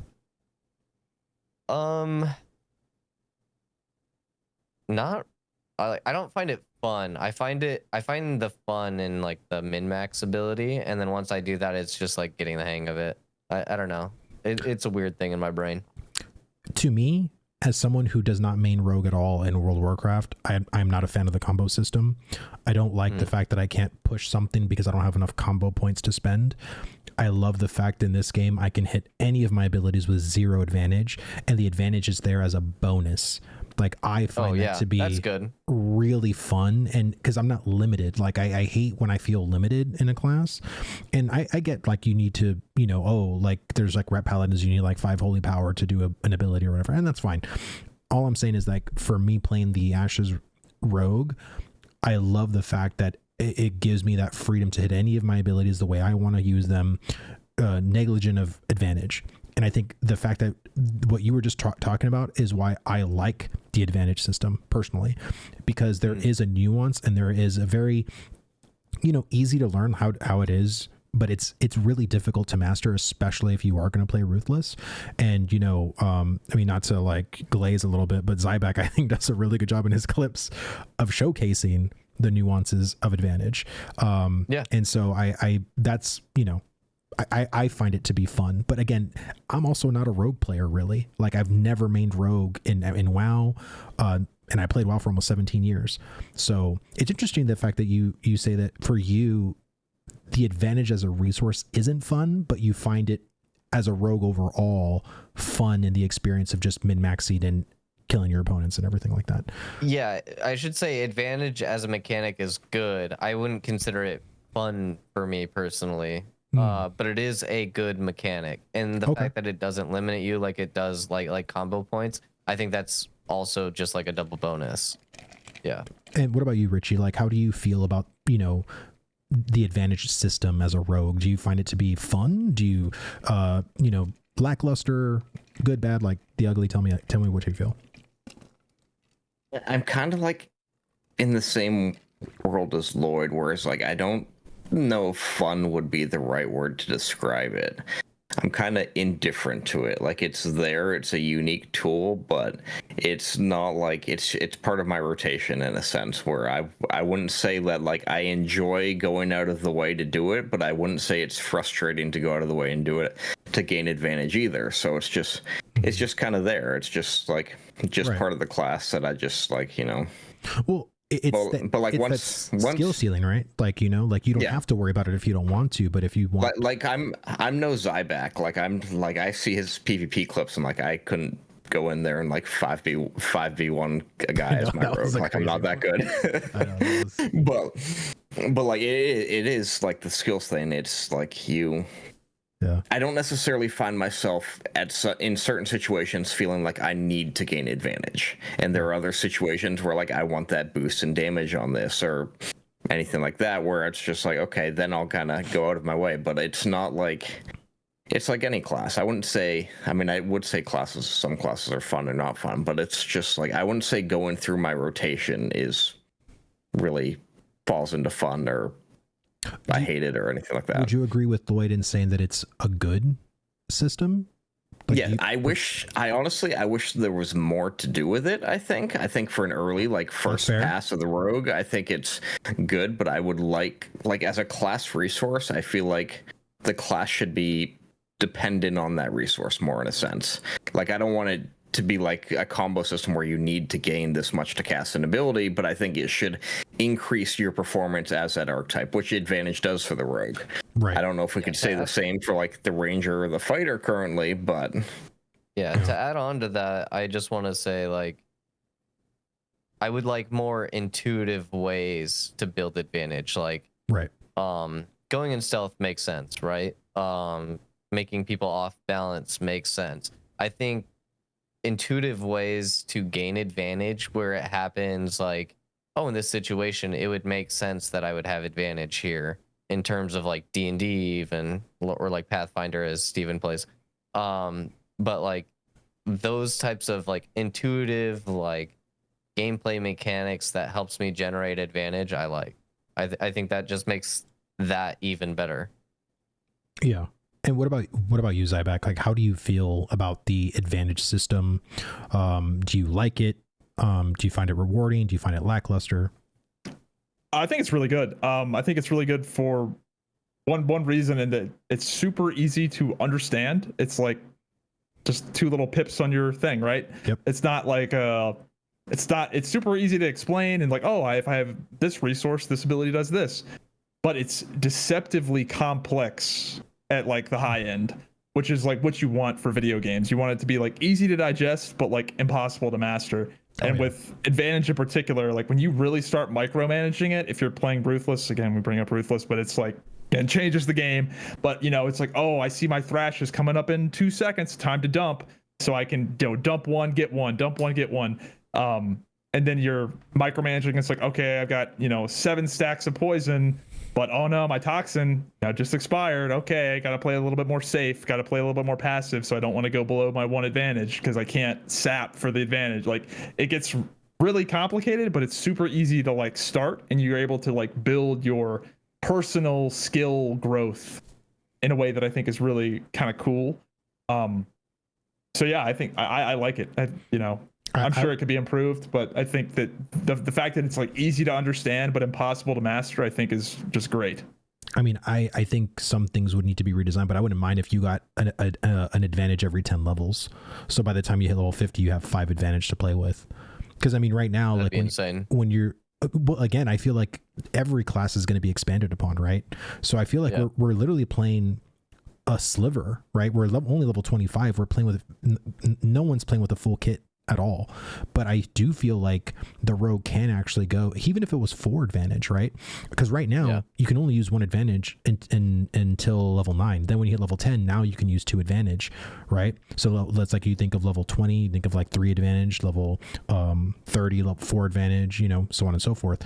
I think they'd have to get a little careful with that though. The only thing I'd push back on that is that I think a lot of the fun of rogue is that you're playing on that razor's edge. Like that's part of the fun, is that you are just like on this like hairline trigger. 3 advantage, I feel that would be like. I think another way that they could play around that is like, if you have 4 or 5 advantage, maybe this ability uses 3 advantage stacks. Right. Like you can kind of play around like the power of the ability with the amount of advantage you have, and use certain things. Like, or even using that could it be like one way to keep it on the knife's edge, really like situational based and like skill experience or skill expression. Yeah. And depending on like ranking an ability, I'm sorry, Richie, I know you're going to talk. I'll pass it to you in just a second. But like if you like, let's say this one ability only consumes 1 advantage, but then you want to rank it up again. Well, now ranking this ability is going to require 2 advantage, right? Or not require, but like it's going to suck 2 advantage out. So it's like, do I want this ability to suck 2 advantage? Because, so it's like, that's kind of like how I kind of see this system evolving and actually really make it, because I want to look at the talent tree and really just think like, oh my God, like there's a lot of really good things I can do. There's a lot of different things I can do. Like I just love that. As someone who really loves class design, that's what I really love. Richie, what were you gonna say? So like, even if you use it kind of going back to that class synergy thing you talked about earlier, where it's like you could use advantage to say like reset your stealth cooldown or do things along that lines, but it is a like very fine balance, I think, because you don't want people as a rogue to just feel like they always have advantage. Like I like advantage in the sense now where like you have to work to get it. It's not just okay, I'm gonna just attack these guys and gain 5 stacks of advantage and then be able to constantly use those perks. I think it needs to be like definitely locked in there, so you are still thinking about your next move to be able to gain that advantage. Yeah, my hesitation. Oh, God. I was just saying, and I really don't want to take that away. Go ahead. My hesitation with going much above 2 advantage stacks is that it removes a lot of the consequence. When you're only at 2, your actions are super consequential, and I think that's just kind of like fun for like the rogue play style, and that there's so much consequence in like if you double backstat, like if you're like a ruthless enjoyer like myself and you like double back and you like advantage jump, like that's big. Like that's like a big like all in kind of thing. Because then you don't have the extra dodge, you don't have the you're really pushing the chips in. So I like that, and I feel like if you go crazy with it and give rogues like a whole bunch of them, then you kind of lose that. I don't know. That's just my opinion. Okay. I'm also in the mindset that you really need to have that with the thought of like, how does all the other classes function? Like how do they also fit? I really do not want my class, my archetype, to get nerfed into the ground because there's so much into it that other people just feel like they can't stand me, like rogues are meant to be annoying, I get it, but like I don't want my archetype nerfed into the ground simply because they're good, like no, for sure. I love that. I just want to keep sure like everything's balanced in the micro chasm of like what the other archetypes can do, and like if other archetypes have to be like super OP so that I can be super OP, I'm okay with that. Okay. So I just we're gonna go down to the last 3 questions. So let's go with Richie. We'll go with you on this one. Since all the abilities aren't in yet for the rogue, what kind of abilities do you want to see the rogue gain? Like once they start adding more abilities, like I know there probably may feel like maybe there's something lacking, or maybe there's like another ability from the game that you really like that you would want them to kind of take. Like what new abilities would you like the rogue to get in the future? I would love to see some more like hard stuns in there. As a rogue, like I don't. I mean, playing against a rogue. So as a mage, being stun locked constantly, I would absolutely hate it. But as a rogue, like having that more like stopping the fight in a sense and locking that guy into right where you want him to be, which I think would help alleviate some of the like melee versus ranged issues you have too, because if you can gap close and then suddenly lock in those ranged players with a stun so they can't bridge the gap away or they can't blink out of there for a few seconds, it kind of changes the tide of the battlefield, and suddenly rogues are more useful in PvP situations in the party as well. Also, just like more variety of poisons, I feel like, and I bet we get them down the road too, is just seeing like maybe you have a fire poison that adds conflagrating, maybe you have, I don't know, some a lot of different there's so many you could do, but I would also like almost rather poisons be out of the abilities completely and be. Oh, did you have that? Yes. How do you like poison? Oh, okay, all right, I'll hold off. All right. I'll wait on that. Okay. What about you, Zyback? Do you feel like with expanding the rogue kit even further, right? Because I feel like there's only like 20. I think if I count them all, there's like 24 or 25 abilities right now. So it's like, what would you like that? Like, as are you going to main rogue, or are you still like in? At this point, yes. At this point, unless like summoner's like super cool. I mean, I'll probably play multiple classes, but rogue is definitely up there.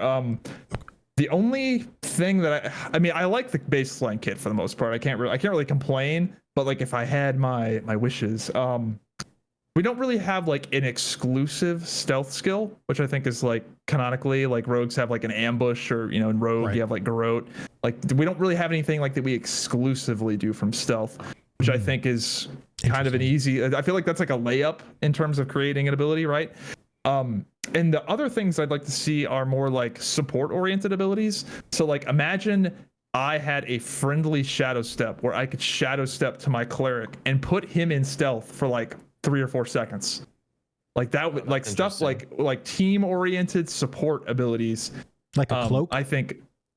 Yeah. Yeah, but like it's something you use like in a support context where it's like, like let's say we're in a bigger fight and the cleric's getting focused. I shadow step to him, put him in stealth, and then do like a kick. And it's like a way to like peel for my things like that. Yeah. Or a common one from WoW would be like Tricks of the Trade, where it's like I can empower my mage buddy with a thing, like just more support oriented things. Rogue is like super selfish right now in terms of like that kind of stuff. So, if they were to add things, which I don't necessarily think they need to, it would be, exclusive stealth abilities and support oriented things like that. Not an AoE ability? You don't think? I think it's kind of, I'm actually kind of okay that rogues are just like single target gods, and let fighter fill that niche of like, hey, they swing the sword and they're the weed whacker of the game, which I think is fine. Okay. Yeah, I absolutely agree with that. Yeah, I think I'm a little bit more of the selfish type. I love playing hypermobile DPS classes. I love the idea that Zybeck said with like having more supportive stuff. That would be super sick. Maybe that's what we get with these like secondary archetypes, is you start seeing like more support rogues and stuff do that. For example, like Rogue Bard might be like a trickster and they can do that type of stuff, that more support oriented abilities. I think that would be really cool. I'm more selfish and I would like more mobility. Like where if I spec into smokescreen another trait, I can also do like a ranger disengage out of the smoke screen somewhere, you know, like something like that, where I can move around the battlefield, be that gnat that you expect the rogue to be, where I'm just annoying in and out of invisibility and just CCing people and just being the most annoying person to ever exist, where I'm forcing the enemy to look at me so that my team can do work, you know? Like that's kind of the play style that I like to do. If that means I die, I die, but that's that supportive on the offensive side that I like to do, and I'm hoping I get to see more out of that in the rogue in the future. I'm kind of, I don't know, like because I've never really mained a rogue and I've never really played a rogue, it's hard for me to know what I would personally want. I think it's interesting and kind of exciting to see what Intrepid decides to add as far as having more abilities. And I was kind of thinking maybe just adding like maybe another AoE ability, maybe an actual like a stealth ability, like Zybeck was talking about with like, you know, an ambush or Garrote or something like that. But I mean, it's interesting to see y'all's points of view when it comes to like adding the other abilities, because that was something I haven't even asked in some of the other roundtables. Was like the future, like what would you want to see from this class, like, you know, in a brand new ability. But Zybeck, let's go with you on this next one. This one's the poison one. So how do you like poisons on the rogue? Do you like how they are now, or would you want them changed in any kind of way? I think they're mostly like serviceable. I'm not like super like excited by them. That's disappointing. Draining toxin is interesting. I mean, it did get nerfed by 50% a couple days ago, so it's not nearly as crazy as it once was. I don't know. It's one of those things where like I don't feel like super strongly about it. One thing I would like to see them change is right now there's nobody runs two different poisons. Like you have an ability to spec into like your first set of poisons and your second set of poisons. Nobody does the second set because it shares cooldown with the first. I'm not necessarily sure why. Like I don't know if that would be overpowered if you could do that. I really don't think it would be that. With it, it's kind of weird. Like if I use withering poison, and I'm like getting them weakened, dazed, slowing like the enemy casters like like spell casting speed. You can do that, but then when I swap back to draining, it's like just like a very niche thing that you do, and you have to spec an extra point. So I think that's what it is. It's like you can do it. Theoretically, it could be good. It's just not. It's not worth it. Super versatile, super worthwhile.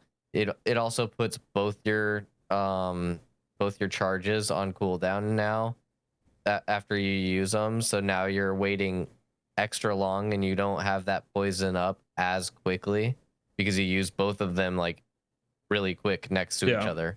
So I don't think they should share cooldown. I don't know. I don't think it'd be that crazy if they didn't share cooldown.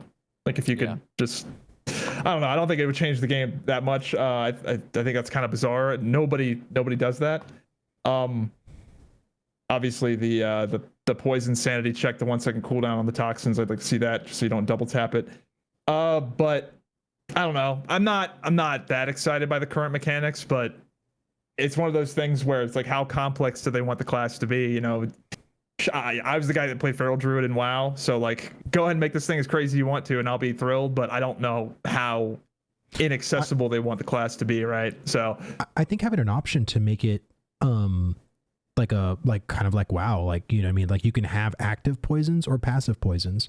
So if you don't want to worry about, because I like the fact of me concentrating on poisons because I want to be a poison rogue, but I still would want poisons in a more passive way because I want like the dots, but I'm going more into like another clump of abilities, you know what I'm trying to say? So it's like I would really love the versatility, but also kind of what Richie, you know, might be talking about later is just like I want more of a variety too. Like I think some of the rogue poisons are a little underwhelming. I'm not saying that I need them all to be as overpowered as draining poison used to be, but I want them to service in a particular way, and I think some of them just don't.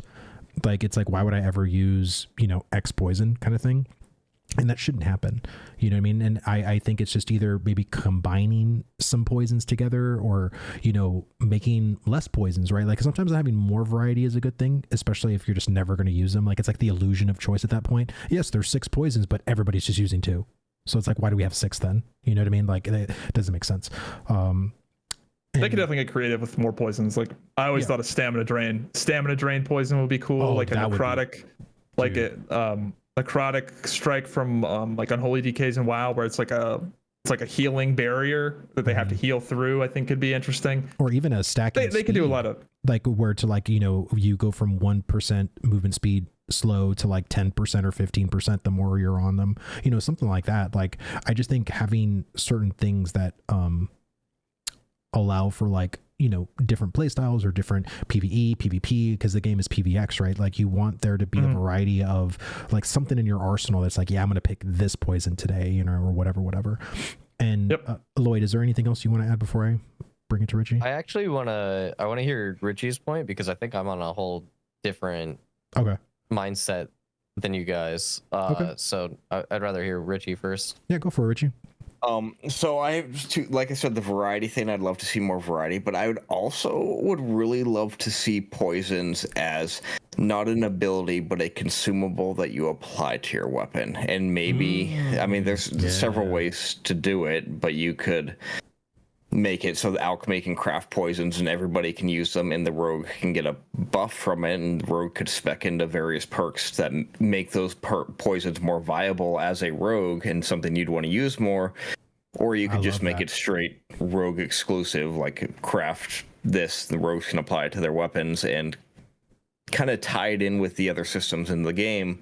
But with that, then you run into the whole, okay, well, if the rogue can do this, do we have to start introducing like resources through crafting for other archetypes? And I think that could just be like the rabbit hole that you don't want Intrepid to go in right now. But either like, and it's hard because the sharing the cooldown, like Lloyd said, they shouldn't share a cooldown. That's just stupid. And I feel like even the cooldown in general, it's what, like 30 seconds, 10 seconds? 10 seconds per charge. 10 seconds per charge. Has to charge up independently. Yeah. So like, I feel like even if you just like, I don't know. I feel like if you reduce the cooldowns, then it's going to be overpowered if you got rid of them completely. So I don't know. There's something like, they just feel off to me, and I can't really like place what it is with them, but I feel like if you double spec it, I feel like it shouldn't share cooldown. I think it's just that would be such a low hanging fruit. Yeah, you put another talent point in there, like what?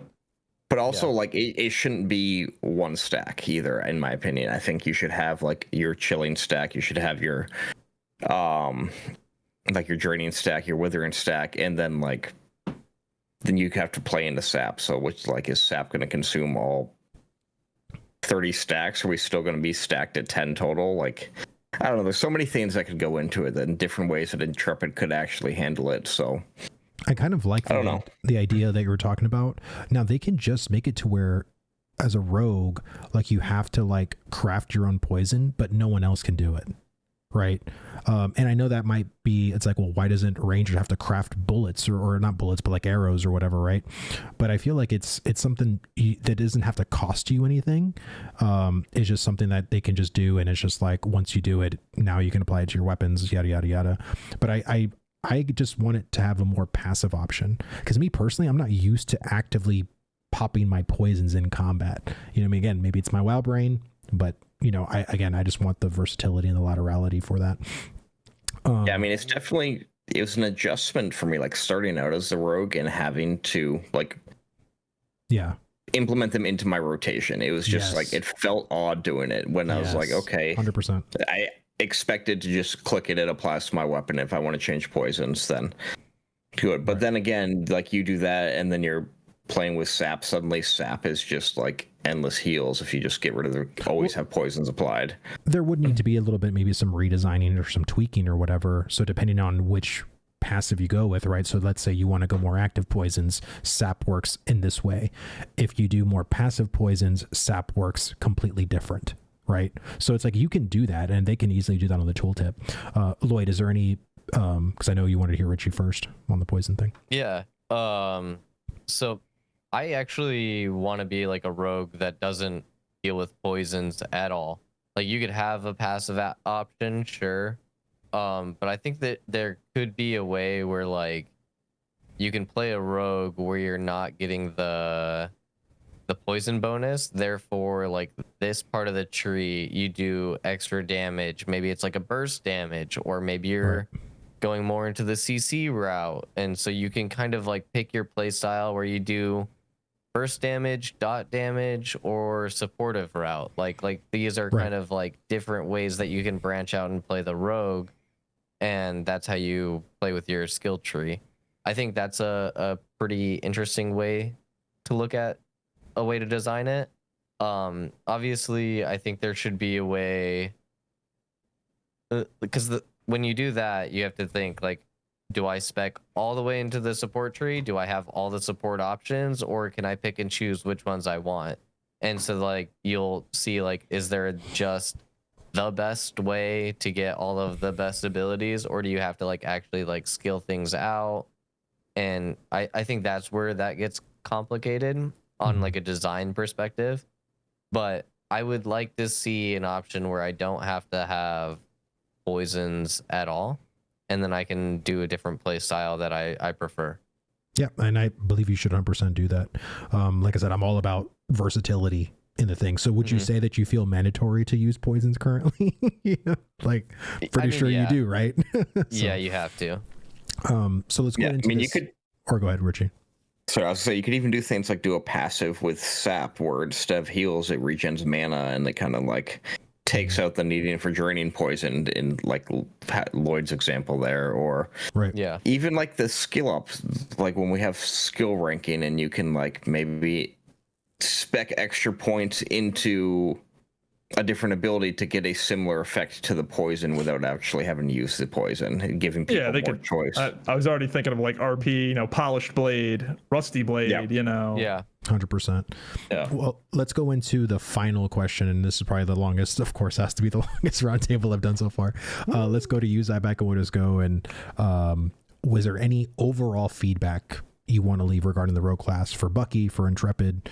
Like, what would you want to say regarding the rogue? Did this slam like a home run, or was it? Mostly, yeah. I mean, I'm pretty happy with like where they're at right now and the direction. I will say the only thing I would warn about is that the class naturally is just incredibly divisive. The best comparison I've made in other videos, the best way I can think about it is it's like Spider-Man from Marvel Rivals, where it's like this hero, people hate playing against him, but they also don't want one on their team. It's like they hate him, but they don't want one, and it just like it's either the most overpowered thing or the most useless thing.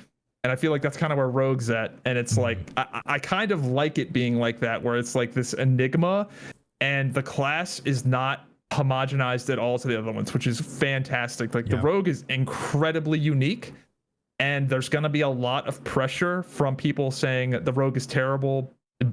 Make it like this. Oh, the Rogue is OP. Nerf this. And inevitably, if they listen to some of that feedback, it will just make it more like everything else, and the Rogue won't be unique. So I like where it's at now. In terms of like I don't know, just like the overall theme. It's very unique. It's cool. So yeah, I can't really complain about like anything too much. I mean, obviously, I had like a few little changes here and there, and I'm sure they're going to expand on it. But I think like first impressions, like their first like real iteration on it is pretty sick. Like I can't really What would you rate it out of 1 to 10?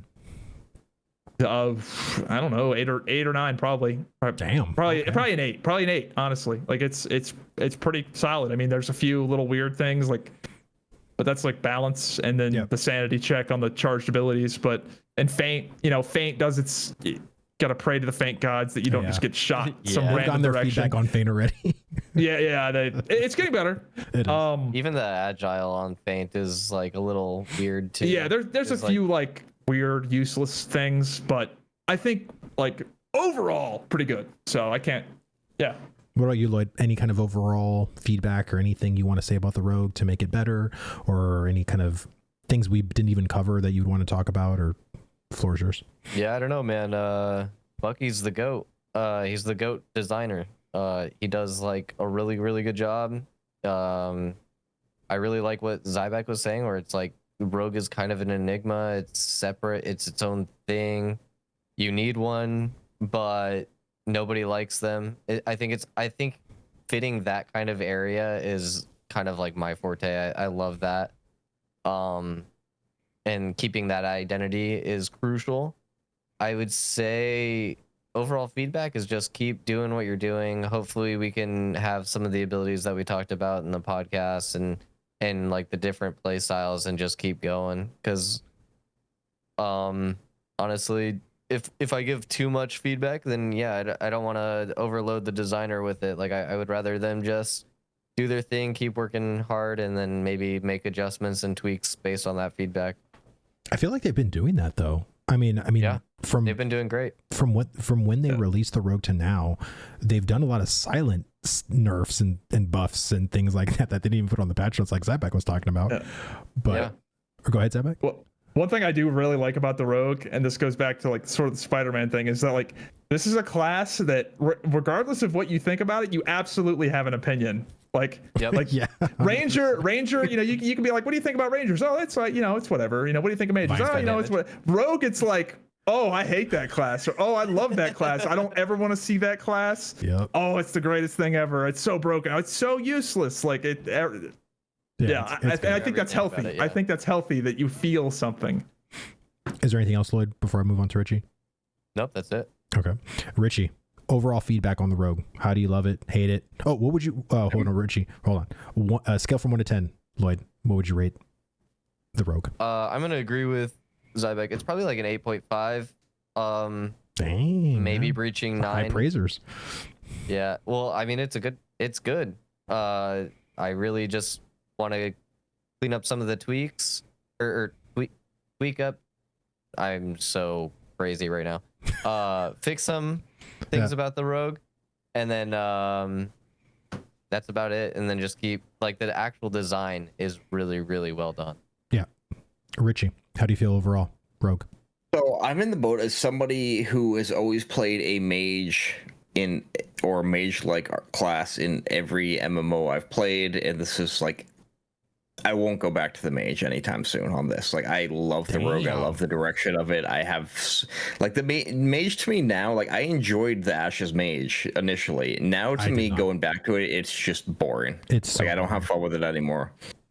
But, yeah, I mean, I really like the direction they're going in. I think Bucky did a fantastic job. Not just Bucky, because it's not just Bucky who works on these things, but, you know, the entire team working on it. Everybody praises Bucky, but, you know, it is a team effort, and it's not just like Bucky's doing one class at a time over there at Intrepid. Well, everybody else works on dynamic gridding.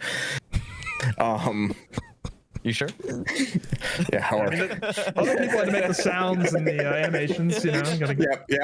Yep. So, do you know, Richie, the story about Bob Kane with Batman? No. So Bob Kane gets a lot of praise for creating Batman when technically it was a guy named Bill Finger. Bill Finger actually created Batman, but yet no one praises him. Everyone always says, oh, Bob Kane, yeah, he was GOAT and freaking made it would be so funny to me if there was like Kevin at Intrepid that actually designed the Rogue, but everyone keeps talking about Bucky. And Bucky's Kevin. Like, I basically just like did a couple of passives like on the Rogue. Like I didn't really do anything. That'd be so funny. Bucky typed in the name Rogue into the coding and everybody else did the work. Oh, Bucky, you're so good. I don't know. Kevin's all like, I'm going to say right now, Kevin's the GOAT. Kevin is the GOAT designer. Kevin, Jeff, John, whatever your name is, dude. Over sitting there next to Bucky as the he's the actual over there. Like nobody knows who he is. Yeah, he's stealth in the corner. 100%, dude. 100%. Oh man, I mean, go for Richie. Finish. I'll say, but yeah, like I definitely enjoyed it. I'm excited to see the direction they take it, and like I don't know if I have to rate it, I'd probably go in the same area if 8.5 and 9. I'd go higher for me just because like the fact that it converted you is wild. It pulled me out of my typical caster stereotype that I always play. So that's I think for me, but I mean it. Oh, go ahead. So it has everything that the mage has in a sense, plus but more. Like it has the crowd control, it has the mobility. Mage has more AoE, yeah, but like the rogue makes up for it in other areas where the mage can actually survive at level 5 because it can, he regen health and deal damage. Where the mage, I take on two goblins in Lionhold and I'm running for my life because I'm squishy and just can't survive. So I think what's wild to me is once they actually go back to, the mage, like the older classes that haven't been buckified or whatever you want to call it. Buckified. Get bucked up. You get bucked up. How that's going to feel. Like dude, can you imagine the fighter getting like a rogue treatment in the sense of design, or like ranger even? Like if people said, oh, ranger got a rework. No, it didn't. In my mind, it did not get a rework. All Ranger got was focus and a couple of abilities. Like, that's it. Like, there was no rework in my head when it came to that. I personally want to see where some of the classes go evolution-wise, because I think the Bard and the Rogue,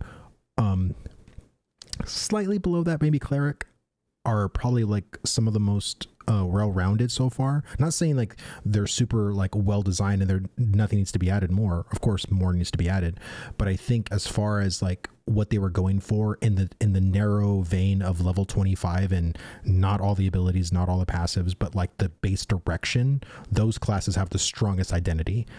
Everyone else is completely lacking in my mind.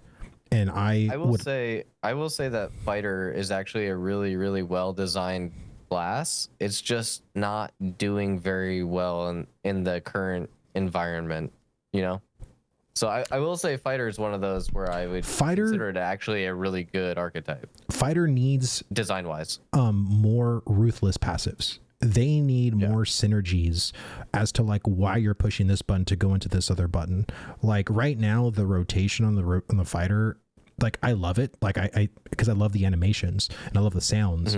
But outside of that, like you just push it when it goes off cooldown, do auto attacks, and then same thing, rinse and repeat. Like it's like, and I feel like every class is whack-a-mole. Every class is a whack-a-mole class. There is no like different, like there's no difference.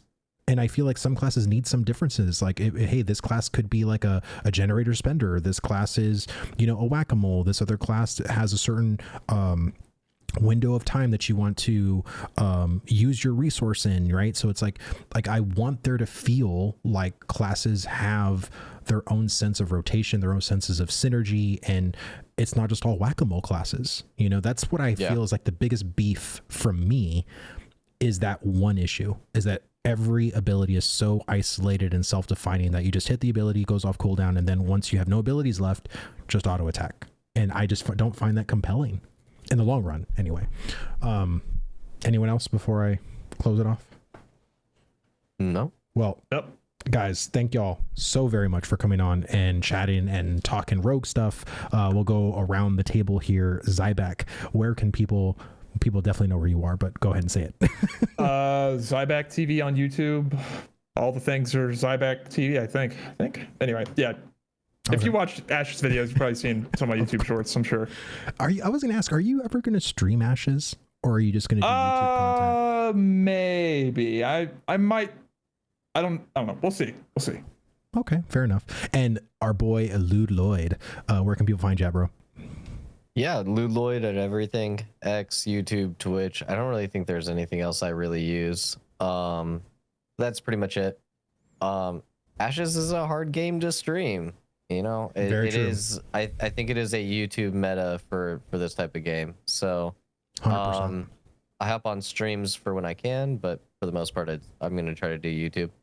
Yeah, I found that out. That's why I do a lot of treasure maps and stuff, because it's like there's so much stuff that can just expose you for certain things, or what's in your inventory, or what's in your warehouse, or all that stuff. Anyway, and if you do not know this last guy, like, how dare you click off this video right now? You're dead to me. But if you don't, our boy Richie SH, where can people find you?